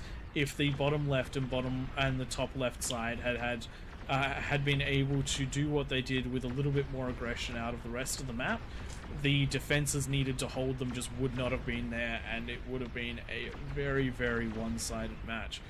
But as it turns out, the Kings breaking the peasants just where they needed to, and the Kings holding on just hard enough. Very nicely done. I reckon we got the balance on this one pretty spot on. 69 bonus turns out to be the correct bonus. Sexy It was bonus. very touch and go right at that start. And that is the end of those comms. For King and Country, GG time. That was a Control D or an intentional. Self-destruct. Hot potato. Mission failed, boys. We'll get them next time. God, I love God. All right. Have a quick look Man, at yeah, the. damage and the efficiency. That just I hurts. don't in the even want to peasant see it. command. I don't even want to see it. All right, let's have a quick look. So, Ah, damage efficiency. Let's. I'm trying to sort by damage efficiency, but I don't think I can with this many players. That's all right. Twig, your damage efficiency was 55%. that's Wow, all of the kings at negative efficiency, Negative. and then we happens have every King's game, I reckon. Scav at 400% efficiency. We've got Jalio at 170% efficiency. We've got Zedra at we've got Pew Pew, I think, love at 300%. What a great, The absolutely damage great. dealt graphs, being able to see those peasants well and truly represented. Man. Look at that. And also, sorry, this is the super important bit, that 10 to 15 minute mark, even though it's so tiny on the screen, you can see how much blue is up in that higher ground, and that's the sort of thing, more and more of that leads to more and more peasant victories. You And on you saw metal how used? close they got to. What's that? What were you on there? Metal use Damage or damage dealt. dealt? Damage dealt. That first little bit, but then looking at the peasants running Okay, through yeah. this one, just so much damage there. Metal produced it just got away from the kings, just got away from the peasants, but there is also that one peasant line right up in the middle of most of those kings. Very well done by everyone. Alrighty, let's have a quick look around at the chat, see what's going on there. How many players in that one? That was a 9 versus 80 something. A lot does good. The lava does dot. It's not an insta kill, but very few T1 units can cross it with any health left. Why is he talking about the 10-minute mark? That's when the lava goes away. I've been told that it's Malady, not Milady. I've also been told by them that it's Milady, not Malady. So we'll see. Sorry if I am getting it wrong. I am doing my best there. Fresh popcorn. Some people reading the spec chat. I love it. I wish I could read it at the same time. There's some good stuff in there. Behemoths, Behe Sloths. Yeah, the corners did a very, very good job. All right, everyone, I reckon that's going to be about where we wrap it up here for tonight, unless you guys are planning on doing one more. Feel bad because Potato got kicked out of the last one. So I'll host another lobby whether we stream it or not. I reckon I'm gonna call that a night because Yeah. I have to be at work early tomorrow. Yeah, we've all got, unfortunately it is a Sunday night, we all do have to be doing places and things. But big thank you to everyone for joining this one. Very glad that it was that close and that good. Appreciate everyone who has watched the stream. We hope that we made it enjoyable for you. Sorry, I've been chatting. I've been talking nearly non-stop. I'm running out of steam. I think at that point we'll call it and catch you all next time. Yep. Feel free to Like, join us on YouTube. Like, subscribe, Yes. follow, all that good stuff. If you enjoy our content, then jump onto the All Reason No Logic YouTube or Twitch and give us a like or follow there. We stream this every Sunday night at 9 p.m. Australian Central Standard Time. We also do a Wednesday night stream at the same time, which is more of a co-op versus AI, just an opportunity for everyone to play with us and to chat with us. We'll be in the main Discord with everybody else there. If you do enjoy the game, feel free to jump onto the Beyond All Reason website and grab yourself a copy. It is free and it is very, very good. Also jump onto the official Discord as well as our own. That is where the mods and that is where the devs interact most with the community. And since this game is a community made game, if you do want to contribute to the game, that is where to do it. Massive thanks to the mods who make this possible. Massive thanks to the entire All Reason No Logic community for stepping up and always making this a good time. Massive thanks to everyone who played and to everyone who watched. Couldn't do this without you. I have been Pradith. That is me heading off. Thanks for joining. Thanks, guys. Like I've said, I'll start another game. It won't be a cast one, but we'll get the game kicked off and leave you guys into the night. And I think on that note, I'm going to look at Stefan out as well. All right. Catch you next time. Right. And if you're listening, Nightmare, Beyond All send the Reason streams fans, over to welcome Months to go King of the this. Hill by All Reason No Logic. Experience 2 or more teams facing off in epic scale warfare, where the Horde gang up on the Kings of the Hill. Kings start off with an economic bonus. They do their best to defend an onslaught after a no-rush timer expires. Test out your micro and defend against multiple players in variations of this game mode.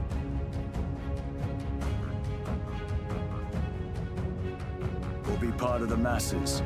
Team up with your allies to topple the throne in a glorious victory.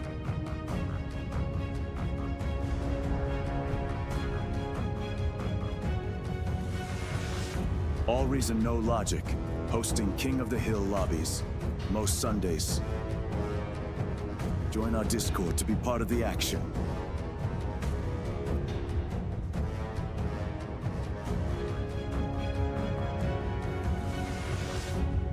See you in game, Commanders.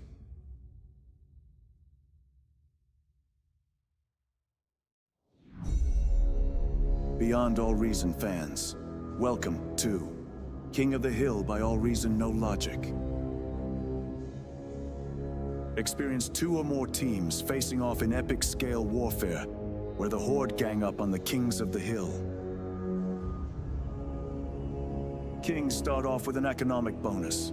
They do their best to defend an onslaught after a no-rush timer expires. Test out your micro and defend against multiple players in variations of this game mode.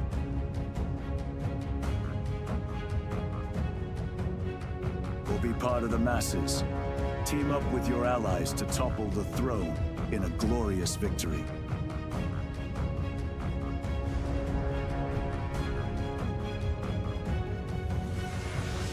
All Reason No Logic, hosting King of the Hill lobbies, most Sundays. Join our Discord to be part of the action.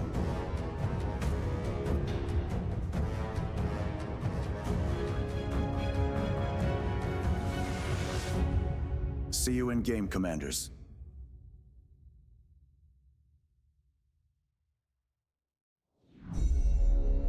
Beyond All Reason fans, welcome to King of the Hill by All Reason No Logic.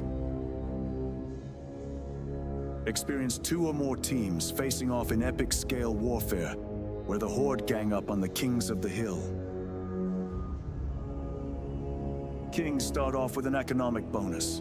They do their best to defend an onslaught after a no-rush timer expires. Test out your micro and defend against multiple players in variations of this game mode.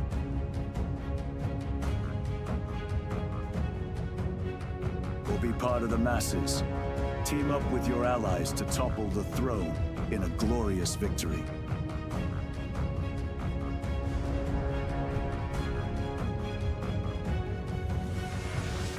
All Reason No Logic, hosting King of the Hill lobbies, most Sundays. Join our Discord to be part of the action.